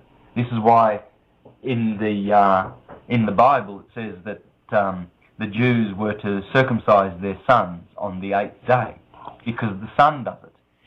We copy the sun. The sun gets circumcised. It's born on the 25th of December, and then someone comes along with a pair of scissors and snips the year off on the 39th of December. And we're told to start a new year, because the old year has been circumcised.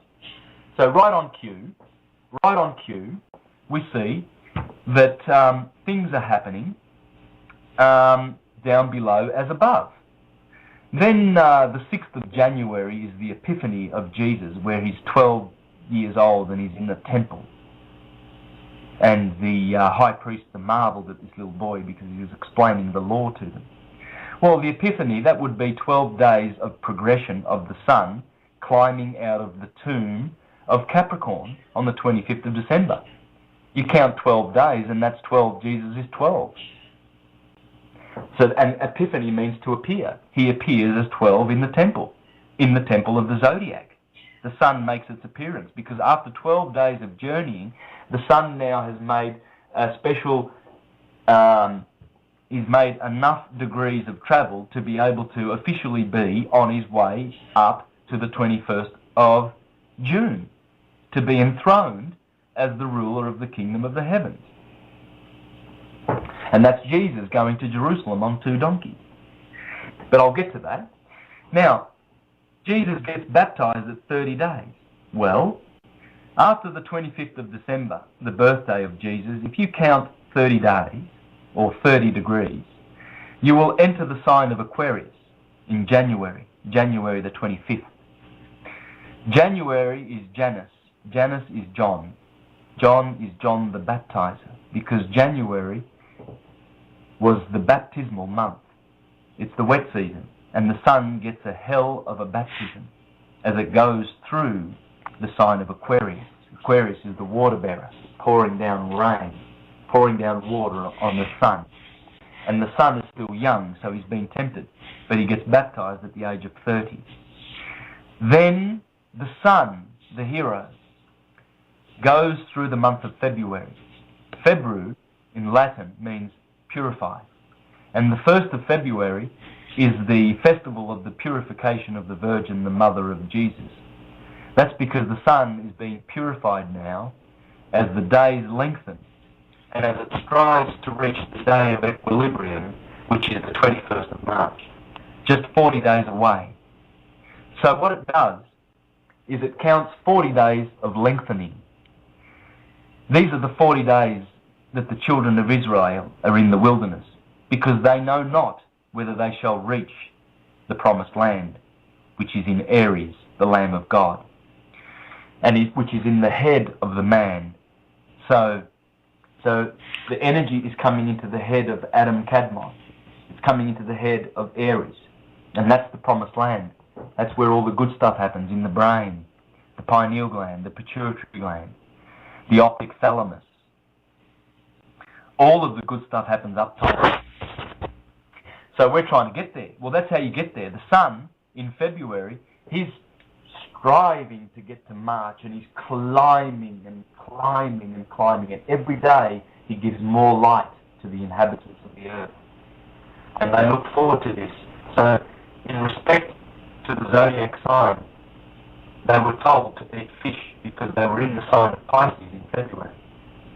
So the days of Lent, which is short for lengthen, the sun is lengthened in its rays, they will eat fish until they can eat that beautiful lamb in the next sign, which is in March of Aries. And then they can eat the beef in Taurus, the sign of spring. So they're looking forward to this, you see. They're eating their fish and they're enjoying Ash Wednesday and Lent and Mardi Gras and all of these solar festivities. And then finally the sun reaches Nisan 14, which is the first full moon after the equinoctial crossing. And that is the holy day. That is when the Jews celebrate the Passover, because the sun has now passed over. It's no longer down there below the equator, down in hell, down in winter, down in the sign of Capricorn, ruled by Satan, the brother of Jesus, the one who tries to kill him as he tries to climb up out of the sign of Capricorn. And he climbs up through Aquarius, which is also ruled by Saturn. Then he gets to Pisces, ruled by Jupiter. And finally, excuse me, finally he reaches Aries, and the world rejoices. Hot cross buns because of the crossing of the sun, fertility emblems everywhere. Finally, the sun has arrived on March the 21st in the sign of Aries, and April means, in Latin, means aprire, and aprile means to open, and the sun is opening forth a new season. And on the 25th of March, just like the 21st and the 25th of December, the 21st is the equinox of March, and the 25th is, guess what? It is called the day of the Annunciation of the conception of the Son of God in the womb of Mary. So Mary is told by Gabriel. Gabriel is the planet Mercury, the messenger of the God, the Sun. Mary is told, "O Virgin, Holy Virgin, in 9 months' time you will conceive a son." And that, of course, is 9 months from the 25th of March, is December the 25th. So if the 25th of March is the conception day, what does that mean? Well, that means that the sun had an orgasm. Sun's electrical energy, Aries, has begun the pulse, the sine wave of creation. And the immediate response on the earth is blossom. The blossom is the sperm of the earth's sun recharging the earth again and telling it to go forth and regenerate. They practice a celebration called Easter because the sun is in the east, directly in the east, at the equinoctial point.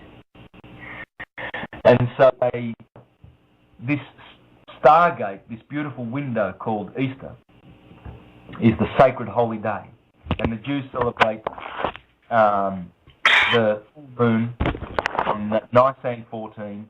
They celebrate this, and then the holy liturgical year begins.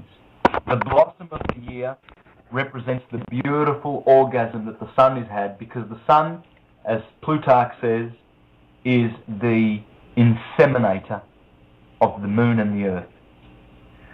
The moon receives those electrons, and in her wet, cold, but moist nature, she generates souls, and she gives them, from her sphere, she gives them to the earth, the womb of the solar system, for children with flesh, blood bodies to grow. And when those bodies finish their life's course, they return to the spirit whence it came. Through the soul, it returns to the spirit. And that spirit judges itself as to where it goes from there. If it is not evolved enough, it will return to reincarnate. But as we go back to the sun in Aries, we see that the beginning of the year, that sperm, the Japanese celebrate Sakura season. In fact, they have a public holiday on the 21st of March because it's the equinox.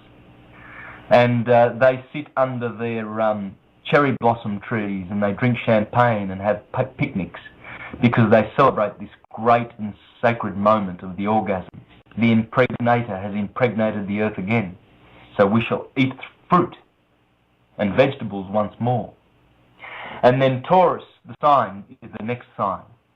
And the sun going through there, in ancient Europe, the pagans and the solar knowers and the occultists and the true worshippers of the original Christian religion celebrated what's known as Flora, which is equal to Sakura season. It's Flora, the goddess of flowers, because those flowers are a crucial part of the stage of the fruit season. But also what must be done in that season is one must pull out his bull, the bull of Taurus, and plough, so that one can reap the harvest of Virgo in September, when the virgins go out into the field and collect the harvest, so that they can preserve the food for another 5 or 6 months of winter.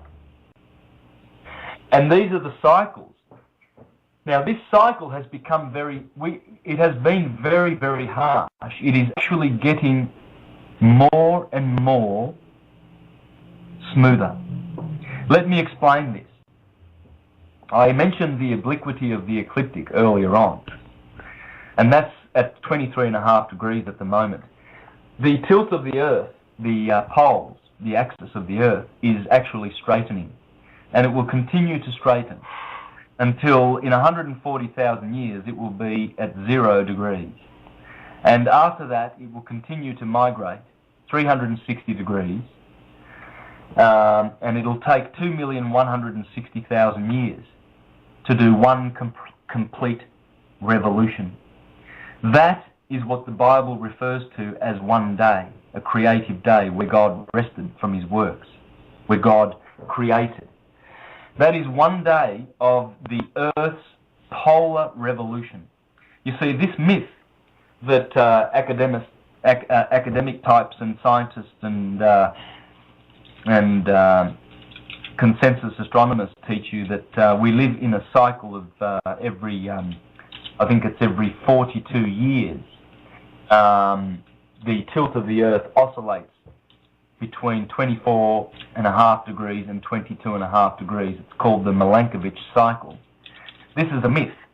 This is because consensus scientists observe effects and not causes. What is actually happening, and the occultist knows this, is that the axis of the Earth is forever migrating. All planets do. All the planets do. And our Earth is no exception. And the other thing that is happening with our solar system, which I will elaborate on, is that the Earth's rotation is increasing and the Earth's orbit is decreasing. The Earth is expanding as a body, causing continental rift and earthquakes and volcanoes. So the effect, the volcanoes and earthquakes that we see, is the cause. The cause is the expansion of the Earth as its orbit slows down, increasing its centrifugal aspects, whereas the rotation is increasing in speed. We are rotating faster and faster and faster every year. And that will happen forever, or until the Earth is birthed as a sun, which it will be, because Earths are embryos. Suns are born, according to Manly P. Hall. Now, our Earth is increasing its rotational speed, so that its centripetal forces are increased. The Earth's slowing down of the orbit increases its centrifugal aspects. So in this way, it's perfect design, and atoms work like this too. This is perfect design by the designer creator, so that those planets do not fly off on a tangent. Now, I know you're going to enjoy this science, so I'm going to leave that at that for now, for the listeners to ponder over, and go back to the legendary hero story of the sun. See, the sun now as it goes through the spring months, it's still climbing and striving to reach the 21st of June, which is the solstice. And, you know, I think I'll speed this up a bit so I can wind it up, and then we'll get some questions, I think. And we can continue next time. But I'll speed this up and we'll elaborate next time. When the sun reaches the 21st of June, there it is enthroned as the king. Just like the moon, she's the queen and she's full. She waxes and she wanes. She waxes and she wanes. At the moment tonight, you'll see a waxing moon. You'll see the Isis part of the moon, because when the moon is waxing, her horns are pointing to the right, and right is good, therefore she is Isis. But when the moon has reached full and begins to wane, her horns are pointing to the left, and that is sinister, and that is Nephthys, the dark sister of Isis. Well, the same thing happens with the sun. When the sun reaches 21st of June, it becomes Ra. When it goes down to December, it becomes Osiris. And Osiris is the sun god, whose body is dismembered into 14 parts. And that is, of course, Isis, the moon. She has 14 lunar mansions below the equator. That is the place where Osiris is chopped into 14 parts. Then she retrieves the phallic of Osiris and restores him, and he becomes Horus on March the 21st, when the spring begins.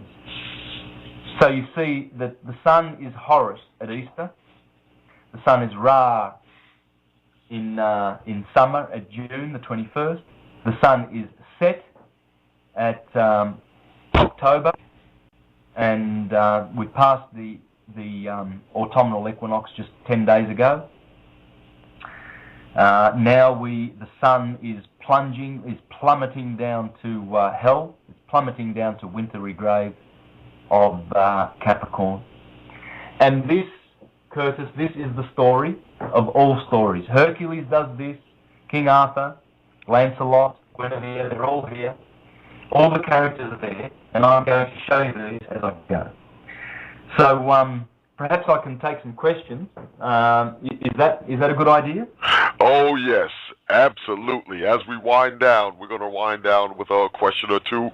Bravo, my friend. Bravo. Oh, I'm going to be in your ear in 24 hours. In 48 hours, 24 hours or more to set up your next appearance, my friend.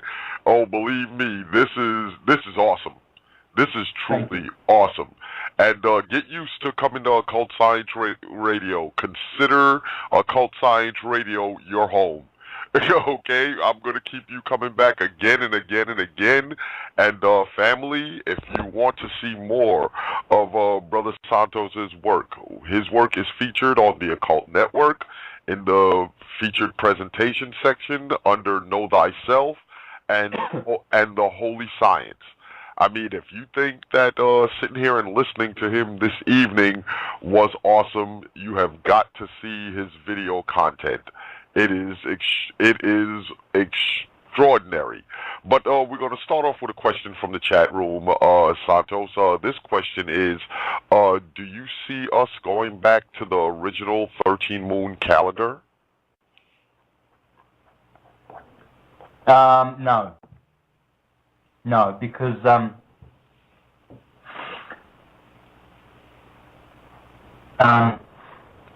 what's happening is 2,700 years ago, all the cultures under the sun adjusted their calendars from 300 days to 365. Excuse me. Start again. All cultures under the sun adjusted their calendars. This is the year 750, probably 755 BCE. So exactly 2,765 years ago, every culture under the sun adjusted their calendars from 365 to 365 and a quarter to be exact. Now, they did that because as the Earth is expanding and the orbit is slowing and we are moving away from the sun, every year we move slowly away from the sun. Scientists will not tell you this, but this is what is happening. Just as the moon is moving away from the Earth every day, they're measuring the Earth in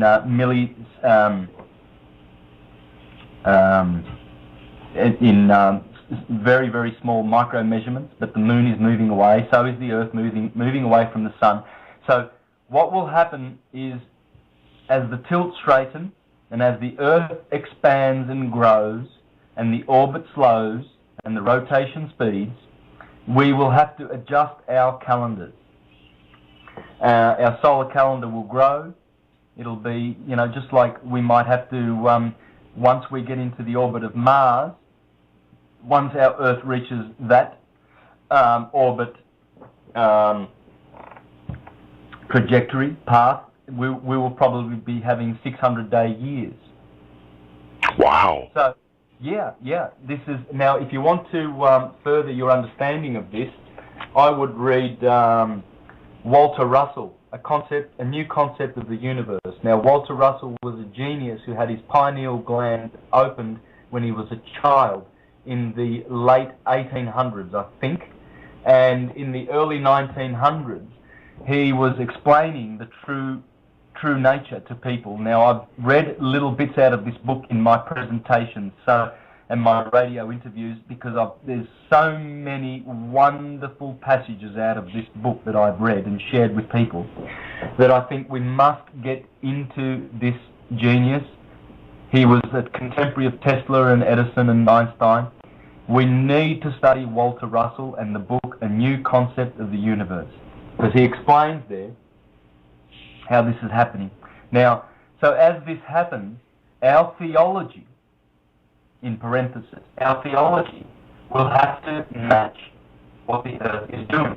This is why it is sacred science. It's a sacred science what the Mahabharata and the Bhagavad Gita and the Upanishads and the Rig Vedas and the Eddas and the beautiful Jewish traditions and the Christian Gospels which came from Egypt. These are holy, sacred writings. They are hieroglyphs.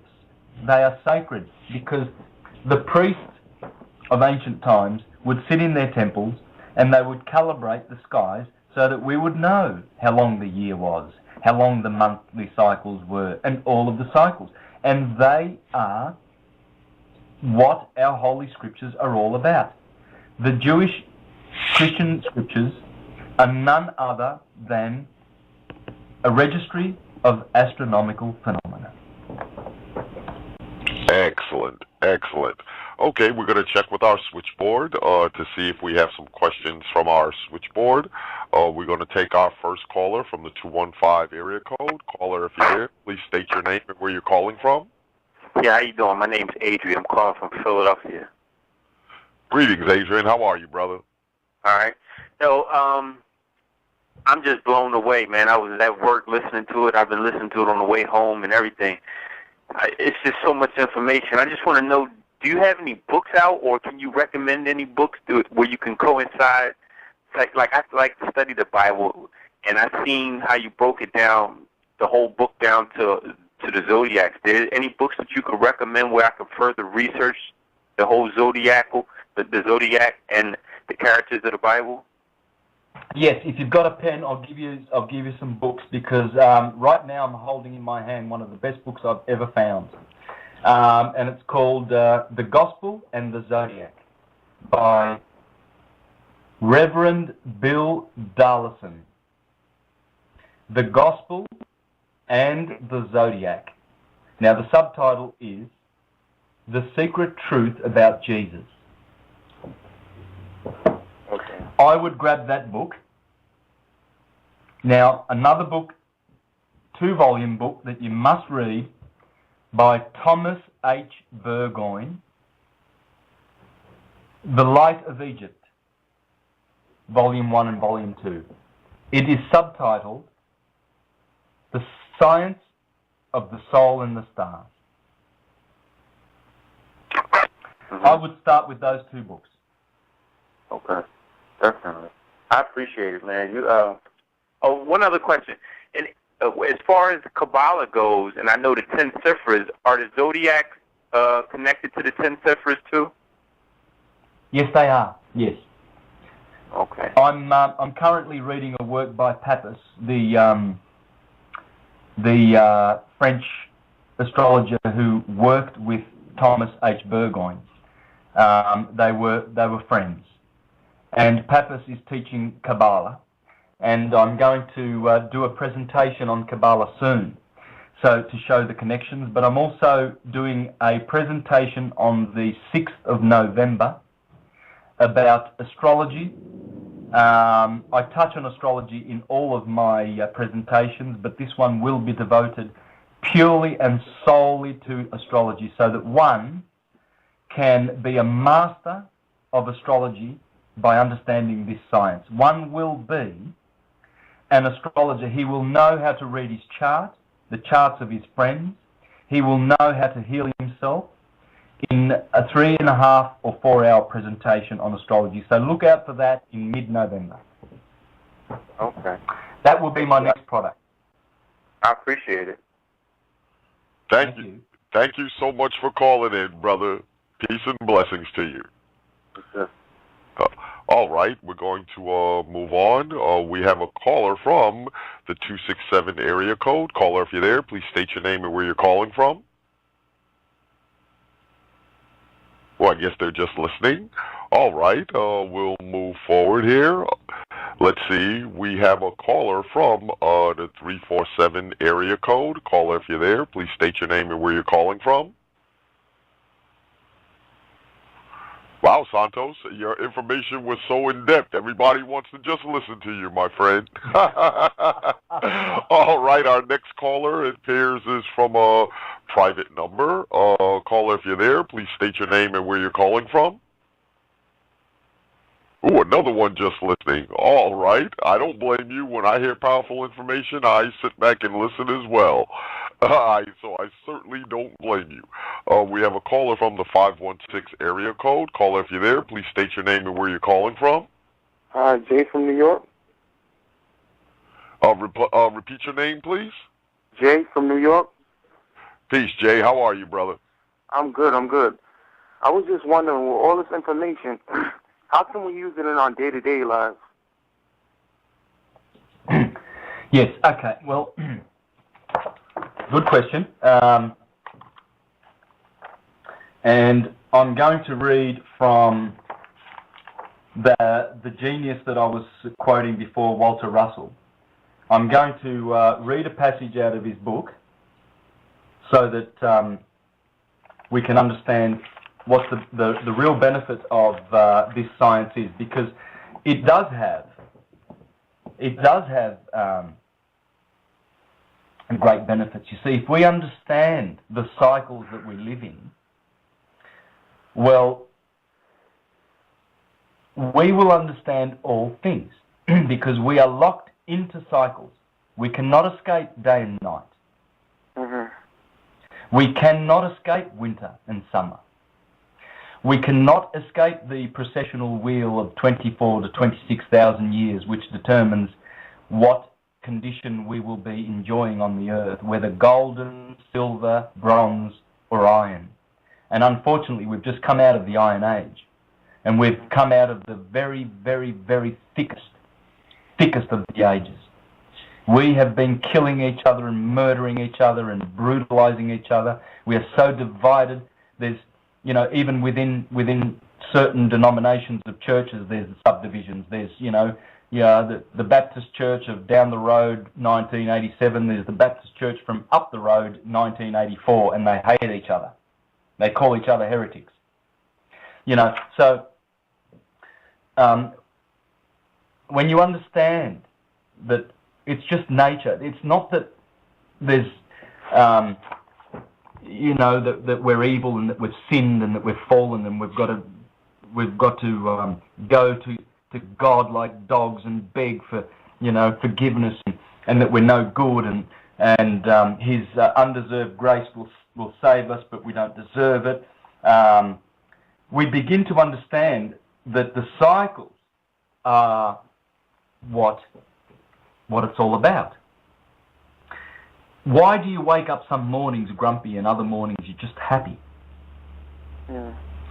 Why do you have bad months of the year? Every year, for some reason, August comes along or December comes along and it ruins your year. There's something about that month or that season.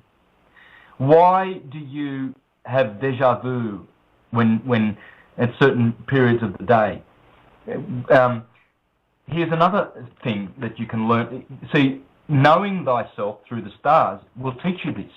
You'll know, for instance, why you're woken up grumpy. It might be because of the moon. If you start noticing the moon's habits, the moon stays in a sign for 2.5 days. She's fleet of foot. She hops in.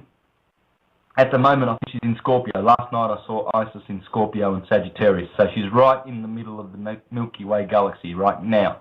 But tonight she'll be more in Capricorn. She'll be in Sagittarius because she progresses 13 degrees every day.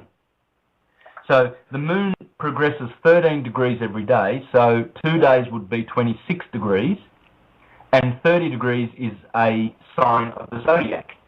So you see, she spends 2 lots of 13 degrees in any particular sign. Now, if you know your birth chart and you find that your birth chart is afflicted, your moon sign is afflicted, well, when the moon goes through that sign, you rest assured, you can bet your bottom dollar that it's affecting you.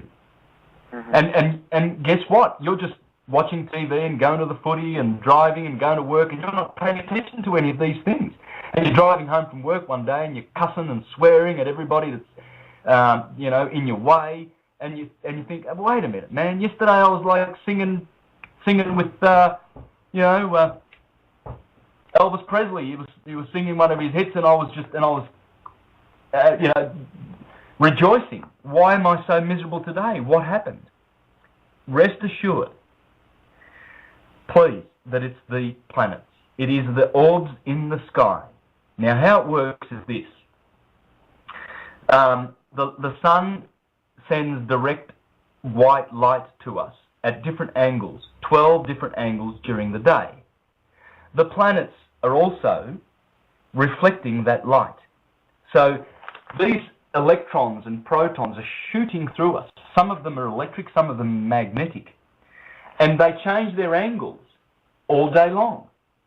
And some of those energies interact better with the heart, some with the mind, some with your speech, some with your eyesight, some with your blood.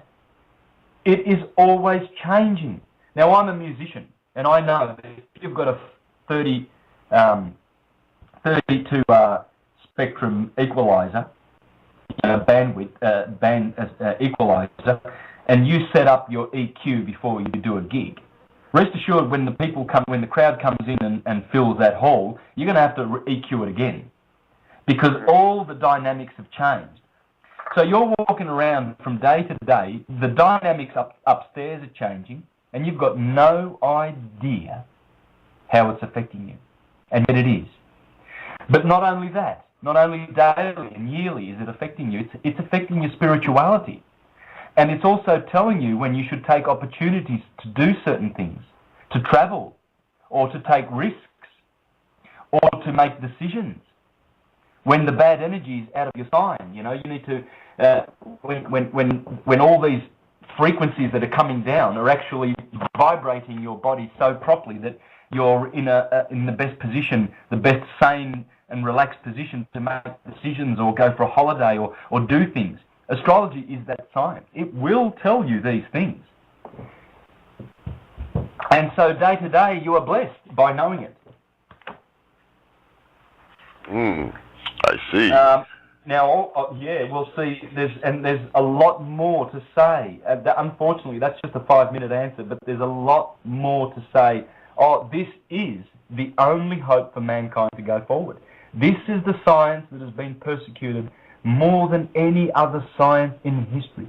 More heretics have died on the cross of Christianity's inquisitions than and teaching this than for any other reason. This is what they were teaching. The true science of as above, so below. This is the true wisdom. This is how you get to know God and to go back to source. It's through this channel, through the stars. And astrology is the direct mother of all sciences. They all bow down to her. This is why the theocratic types have banned her. They've banned this science and said, woe unto you if you study this science. You'll be cursed unto the devil. Well, that's their pathetic myth and lie, and for which it will bite them on the bum and it will punish them. And they will be the ones on that day who say, Jesus Christ, Lord, did we not do works in your name and powerful miracles and works, etc.? And I will say unto them, get away from me, you workers of lawlessness. Now he's talking about the people who practice belief in him, in the historical version. Because, well, why would anyone say, oh, Jesus, I did this for you, I did this, if they knew that Jesus was within? They wouldn't be talking to a Jesus without. That's right. Therefore, it must be historical, and it must be the illusion and the delusion and the lie. It is the lie.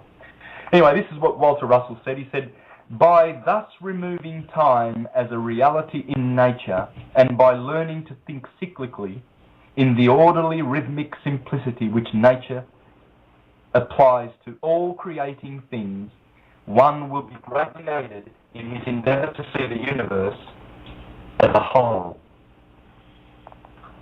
So by removing the reality, time as a reality in nature, so we take time out of the equation, okay? Step aside time, because Rome wants us to believe in it. They want us to slave for time. You know, go to work, clock on at 7 o'clock. Yeah, because if you break down time, time is tie me. And it's like it's tying you to something. You know? Yeah. When you look at all of these cycles, then you begin to notice the oneness of everything. That's all I can say, succinctly. Well, Walter Russell said it. I didn't say it. Yeah, thank you for calling in, caller. Excellent. Thanks, man. I appreciate everything. Thank you. Peace and blessings to you. Okay, we're going to grab one more caller before we wind down here. Let's see, we have a caller from the 215 area code. Caller, if you're there, please state your name and where you're calling from. Yeah, how you doing? You clicked on me earlier. I had another question, man. I'm just so blown away, if you don't mind. Okay, not a problem. Go ahead, brother. As far as mythology go, is there any books that you could recommend where it can break the mythology names down, like, you know, like how Zeus may be this or something, maybe that, like one of them may be matter or air, so you can have a better understanding of the mythology and everything that you taught tonight? Yes, but I do have a list of 80 books which are available if you contact me, because I'm not sure whether my web guy has put it on the website yet. It may be on the website, but I have a list of 80 books. And I can point you to the best ones to read. But look, I think if you want to decipher who the characters in the Bible are, this guy, he deciphers those, and he also deciphers the Grecian mythological types too. He actually it's like a stew, if you like. He deciphers all of them. The best of the very, very best book you can ever read is by the Reverend Robert Taylor, 1830. He went to jail twice for teaching this. His book, you can get it on Amazon. It's called The Devil's Pulpit. Now, I recommend to everybody to read it. It does heavily focus on the Christian scriptures, but it's an eye-opener. It's an eye-opener. The Devil's Pulpit. Yeah. Yeah, Pulpit. Yeah. T-U-L. T-U-L. Yeah, T-U-L. Yeah, P-I-T. Okay. All right. I appreciate it. Thank you so much. And with that, as we wind down, Brother Santos, once again, thank you so much. But before we go, I just want to let everybody know that if you want to further get into Brother Santos's great work, number one, you go to the the occultnetwork.com and look in the featured presentation section. And there you will see his tremendous video content where you can actually see him point all of this out on screen. Okay, and I mean, just sitting here listening to him is awesome, but to see his presentations along with his graphs, it is just absolutely mind-blowing. You can also find his website at universaltruthschool.com. But take some time, Brother Santos, to let everybody know how they can reach you and what you have coming up and any other information that you may want to share with the family. Well, I think you've said it, and I thank you for that. Just to go, I encourage one and all, please, to visit my YouTube site. It's free, and everything I've ever done is published free. Now, I would go through those videos one by one. That's what I recommend that everybody does, because there's a lot of research that's gone into that, and I do feel that I've presented a lot of thorough research and information, and I've researched it and referenced it so you can learn this yourself. But one thing that I do believe is that I've given to viewers of my videos, I've given them the key. That's the most important thing that I can share with people, the key. The key, in other words, you will learn how to fish. You won't be getting to fish. You will be the fisherman. You will know this science. It's yours forever. All you have to do is watch my 9 videos. Just go through them perhaps twice if you can, if you have the time, and away you go. You're flying. You've got all the resources you need. You will continue to have direct knowledge from that point. You will not live in the land of opinion and belief and faith. You will live in the land of knowingness. And that is the only place that you can enjoy bliss. Because in that place, you're one with everything. And there won't be division like we see in the world around. So please, I encourage you to just check out those videos. And I've also got other astrotheologists in my playlist. I have Sar, I have Gordon Maxwell and Michael Sarian, and a lot of the ones that we already know. And I love their work, but I do recommend, please watch mine first, because what they haven't done is they haven't provided the key, and the key is the cycles of nature as I have explained them. You must have that as a basis first. Once you have that, that's your foundation, then you are the one that goes with your own clairvoyant mind, seeing the characters and interpreting and understanding and explaining all the myths on your own. Yes, and please give us your YouTube name, your YouTube link, my friend, so we so we can all, go check out your great work on YouTube. Yes, it's Mr. Astrotheology. Yes. Mr. Astrotheology. Excellent, excellent, Brother Santos. I mean, I don't have any words. This was one of the most powerful interviews that I've done in almost 4 years I've been doing this show. And like I said, I'm going to be in your ear within 48 hours or less to set up your next appearance. It was a pleasure, my friend. And coming from myself as well as the family, we're looking forward to your next appearance. Thank you so much, my friend, for taking time out of your busy schedule to be here with us this evening on Occult Science Radio. Can't wait to bring you back a second time, buddy. Peace and blessings to you. Thank you so much. Thank you, Curtis, and rest assured that I will always make myself available for this radio network, because this is what I am teaching. I am teaching occult science. It's hidden, and it must not be hidden anymore. Thank you so much, and feel free to spread the word about Occult Science Radio as well as the Occult Network, my friend. Thank you.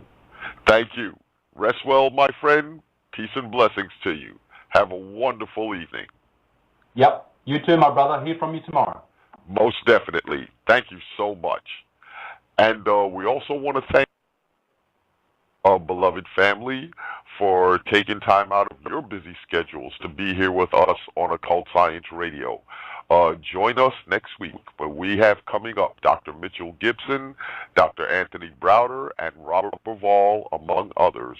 And with that, beloved family, as I always say, and also don't forget to stop by theoccultnetwork.com. You will also find Santos' work located in our featured presentation section. And with that, beloved family, as I always say, peace, love, and power. And please, please, walk with strength. Peace.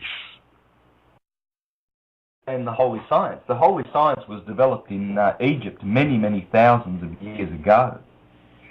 And it was highly refined and highly developed, and they knew every position of the constellations of the heavens, and they knew the seasons below.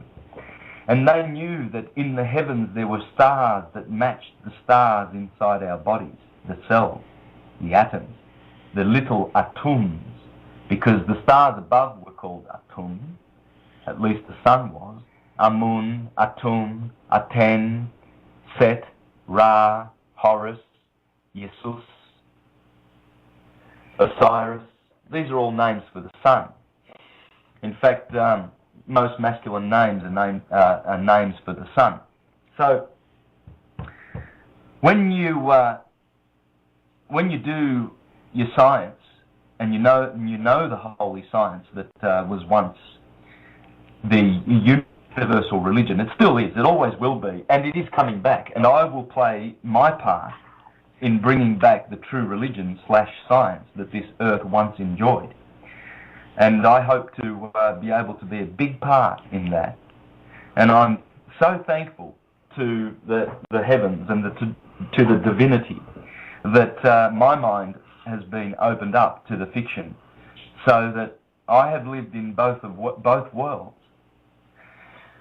And so with my videos, it can't be refuted that astrotheology is the origin of the Bible. It simply can't be refuted now, because it's based on the science of the journey of the sun.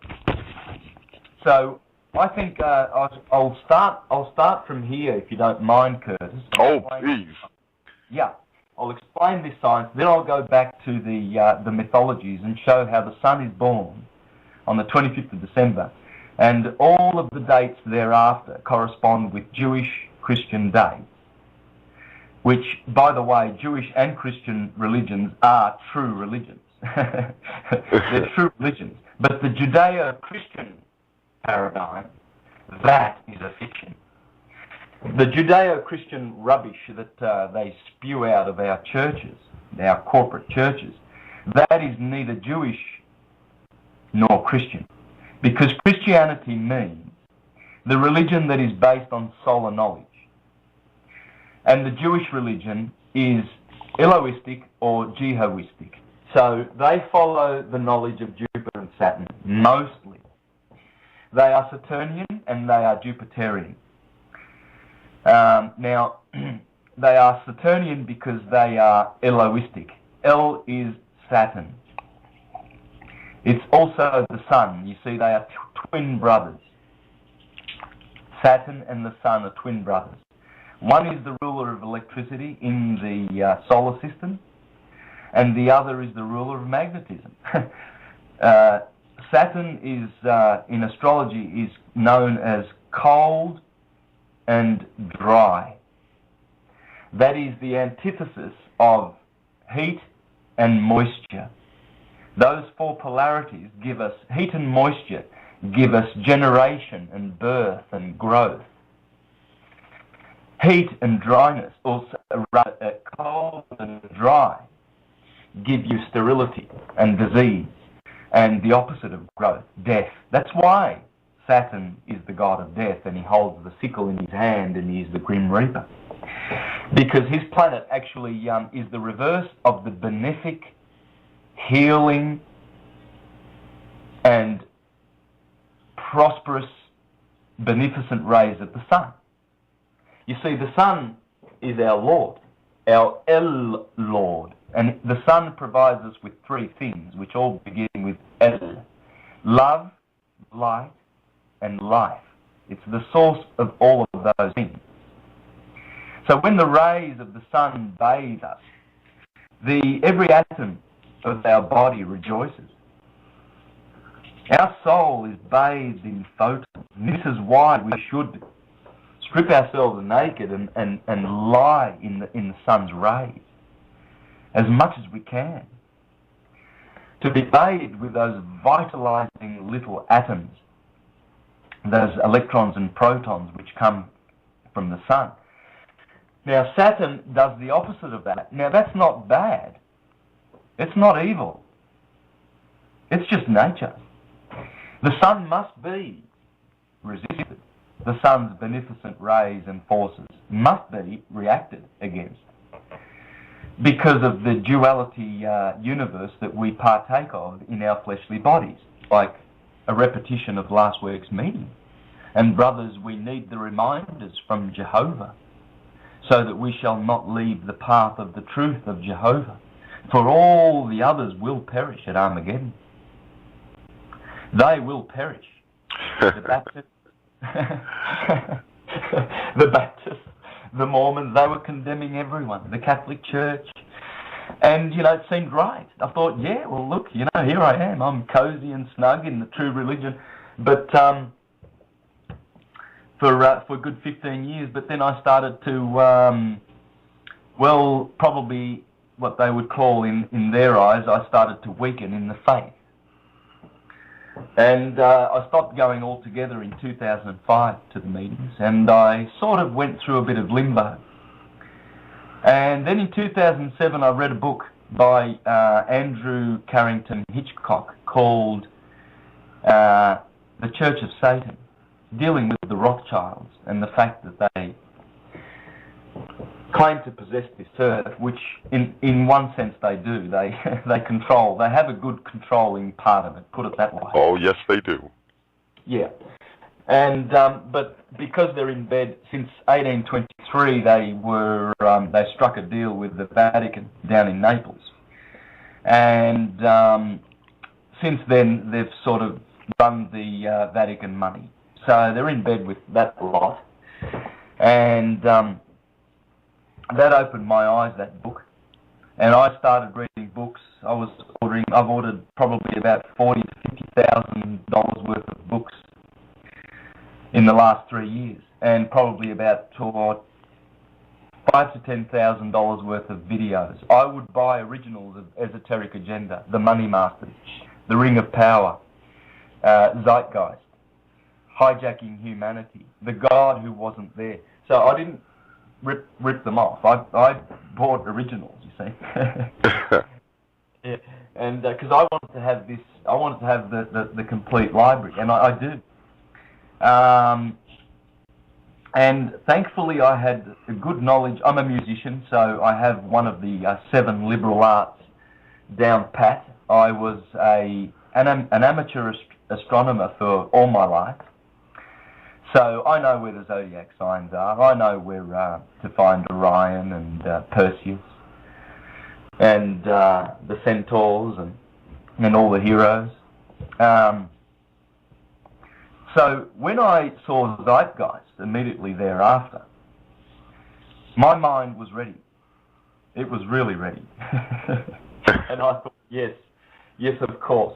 The three wise men that are pointing to Sirius are the star belts, the stars in the belt of Orion. And they point to Sirius, which is directly above around December the 25th. At midnight. At midnight, around December the 25th to early mid-January, you will see that Sirius and the three wise men are directly above. Mm. Now this is beautiful, because this is what the Bible is talking about when the Bible says, and the three wise men came from the east, and they followed the star in the east, until it rested immediately above the place where the child was born. So that would be December the 25th, the birthday of the child. The sun is a child. It always has been. It always has been the birth of the sun. The death was 3 days before, on December the 21st, the shortest day of the year. So what does it mean that the star rested upon the manger or the cave directly above where the child was staying? Well, that's what it means. At midnight, on the eve of Christmas Day, the 24th of December, when you see Sirius directly above you at midnight, that is the moment when below, on the other, directly opposite the earth, below your feet at midnight, where the sun is, that is the moment where the sun is born. And a new year begins. So the sun thereafter has to climb out of the sign of Capricorn in mid-winter. And it is persecuted by the planet that rules Capricorn, Saturn. Saturn is Satan. So look, let me come back to this, because this is the beautiful story. I will come back to this very point where the sun, the S-U-N and the S-O-N, begins his journey. Now, when Zeitgeist, and they, believe you me, were just scratching the surface with their little video, when they went through their 20 or 30 minutes of astrotheology, and then they did a number on the 9/11 inside job. And I think it's just a wonderful video. I'm so thankful for Zeitgeist. I'm so thankful for that video. Now, and I bought many copies of that and distributed it far and wide. My eyes were opened immediately, because I knew the stars and I knew that they were dead on the money. And then I saw this video debunking Zeitgeist, and there was this buffoon who has wasted probably many years of his life as a spiritually blind buffoon, leading more blind buffoons to prove that Zeitgeist was debunked. Now, this enraged me so much that I thought, rightio, I understand what's going on now with astrotheology, and immediately the characters started to make sense. And I looked at characters like Esther and Mordecai, and I realized immediately when I meditated with intent on the Bible characters, their true nature almost appeared to me in a clairvoyant state. And I saw Esther as Astarte, the goddess for Easter in the east. And of course that's where Medo-Persia is. She ruled with was it Asabat? No, that's Syrian, who was the king. Nonetheless, she was the co-ruler with the king of Medo-Persia. And she was Jewish, and her name was Esther, and that's in the east. And her best friend, Mordecai, well, that would be Marduk. So you see, Astarte and Marduk, they were the goddess, the supreme goddess and god of the Babylonians. And they found their way away in the Jewish repertoire. And then Abraham and Isis and Ra and El, Israel. So Elohim and Elios, the sun, made their appearance in the scriptures.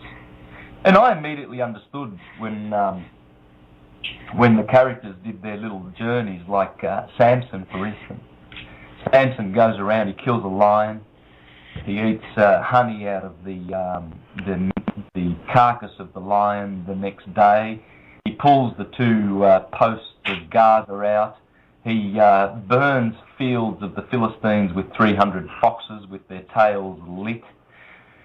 And all of this was symbolism. I saw it immediately. I could understand it's the sun. It's talking about the sun. You see, when the sun burns the fields with the 300 foxes, that happens around May, when Sirius begins to... they say that the light of Sirius and the frost in the morning burns the plants. And so they have this particular festival, you see. It's all a nature-worshipping, nature-adoring and nature-respecting festival. And you see, Samson is betrayed by Delilah. He has 7 braids of hair. Well, the sun's called the 7-rayed god. So there you see 7, the number 7, appearing. And he gets betrayed, and he puts his hands down in the temple of Dagon. He puts one hand on one pillar and one hand on the other, and he brings down the whole year on the 21st of December. It's talking about the sun. It's all symbolism for the sun. So all the characters were illuminated to me, in my mind. So I thought to myself, well, look, here's this buffoon trying to debunk Zeitgeist. And so I have made videos that are so scientific and accurate in terms of astrotheology, and I show the science.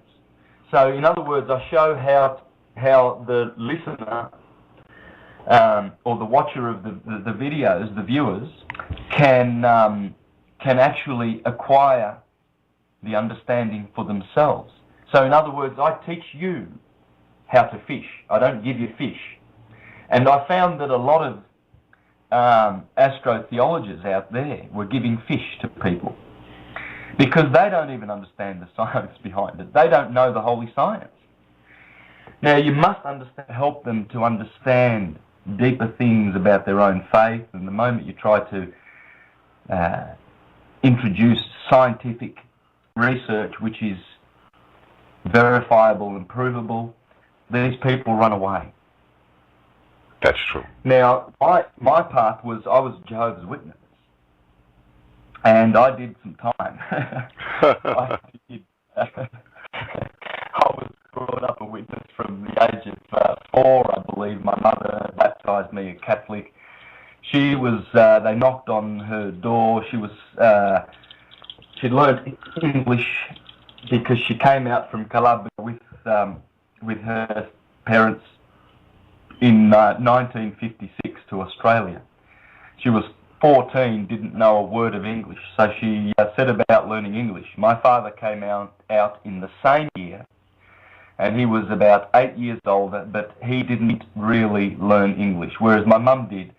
So she was called on by the witnesses probably 9 years after she came to this country. So her English was pretty good. And she accepted the Jehovah's Witness faith, so she brought me up as a Jehovah's Witness. By the age of 14, I rejected the faith and went and did all the worldly things, if you like. Chasing the girls and going out with the boys and all of that stuff. So, but none of that satisfied me, and at the age of 18, I decided, well, no, I want to follow the spiritual path. So I gravitated immediately to the Jehovah's Witnesses, thinking, well, I remember that they had some good principles and whatnot, so I think because of past contact, I will go back to them. And I studied the Bible with them and became a Jehovah's Witness. In the meantime, I kept my mind open. I read Immanuel Velikovsky. I read Graham Hancock. Reen Norbergen, Peter Le Mesurier, guys like this who were out of the box. Really, they didn't really conform with consensus reality, consensus science, and consensus beliefs. So they were writing books exposing all of this. One particular book that I read in about 1985, or 83 rather, was a book called Secrets of the Lost Races by Reen Norbergen.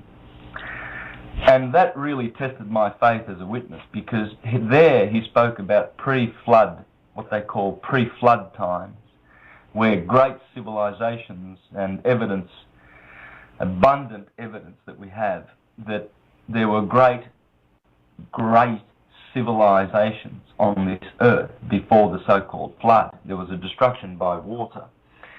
And then immediately after this flood, there was also a great civilization. And he discussed what's called OOP parts, which are parts that are found, archaeologists find things like the Antikythera mechanism, the Baghdad battery, etc. And these parts don't fit. We're not supposed to be dealing in fine, exquisite electroplating gold, 2 to 40,000 years ago. Because consensus reality, or rather Rome will have us believe that through their fictional religions, the Judeo-Christian paradigm which they have promoted for 2,000 years, they will have us believe that we've only been around for 6,000 years, and that it all started from Adam and Eve, and that it was a mystery who built the pyramids and all these marvellous stone artifacts. And so we are kind of, it's suggested to us really, and forced down our throats, this kind of new history, which just does not make any sense. There's none of it that makes any sense. So I kept my mind open, but I continue to do the fictional thing, and I believe that Jehovah's Witnesses had the truth. Then I started to, in the early 2000s, I began to become disillusioned and dissatisfied. And in particular, I was very, very dissatisfied. There was no spiritual growing. I was not satisfied spiritually. I just couldn't get enough. You go to the meetings every Sunday and it's like... Greetings, beloved family, and thank you all once again for being here with us this evening on Occult Science Radio. I'm Curtis Davis, a.k.a. the Illuminated One. And tonight we have with us the true Illuminated One. This gentleman, if you are not familiar with his work, then you are missing out on some of the most powerful, esoteric information that you will ever hear. His work is featured on the Occult Network under our featured presentation section. And for those of you who are unaware of who I'm referring to, I'm talking about Santos Bonacci. And I've been following this gentleman's work for quite some time. And every time I watch one of his lectures, I am simply blown away. You know, he has taken the science of astrotheology to new heights. I've been doing this a long time, and I have never, ever, in all of my years, seen a master teacher bring astrotheology to light the way this gentleman has. So believe me, this is going to be a very powerful evening, and possibly one of the best interviews I've ever done here on Occult Science Radio.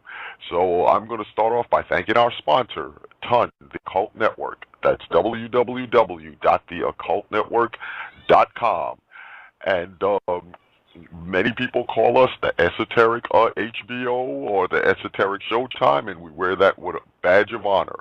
So come by and visit us at theoccultnetwork.com. We offer two memberships, a free membership as well as a premium membership, a ton premium, where you will find some of the most in-depth esoteric content that you will find anywhere on the net, and you definitely won't find it in mainstream media. You could also find us on YouTube, Facebook, and Twitter under the Occult Network. So please come by and join us there as well. And if you really want to keep up with what's going on Occult Science Radio and the Occult Network, then look for me on Facebook as well, Curtis Illuminated One Davis. Come by, become a friend of mine. I love meeting new people. And once you become a friend of mine, then you will be plugged in with what's going on with the Occult Network as well as Occult Science Radio. And don't forget to visit our stores on the Occult Network as well. We have everything in there, all things esoteric and more. So you're going to want to call in for this one. The switchboard is lighting up already. So apparently there are people out there that are familiar with this great man's work. So please call in with your questions at 646-649-1987. That's 646-649-1987. And if you have a question or a comment for Brother Santos, then don't forget to press number 1 on your keypad, so that way we can get you on the switchboard and take your wonderful questions and comments. Now, having said all of that, it's time to bring our newest family member and master teacher, Santos Bonacci, to the forefront. Santos, my friend, how are you? Very, very well, thank you. And so thank you kindly for your warm welcome, Curtis. I feel warm. Oh, yes. Believe me, with your great teachings, my friend, not only are you waking a lot of people up and enlightening a lot of people, but you're making many other people warm as well. You know, I'm so glad I was finally able to catch up with you, you know, and you took time out of your busy schedule to be here with us this evening to share your great wisdom with us. So let's start out, my friend, by you giving us a little background on yourself and what led you to the esoteric sciences, especially the great science of astrotheology. Yes, thank you very much. And it's a good question. I love answering this question because many people that I meet that have followed a similar path have a very, very similar journey as myself.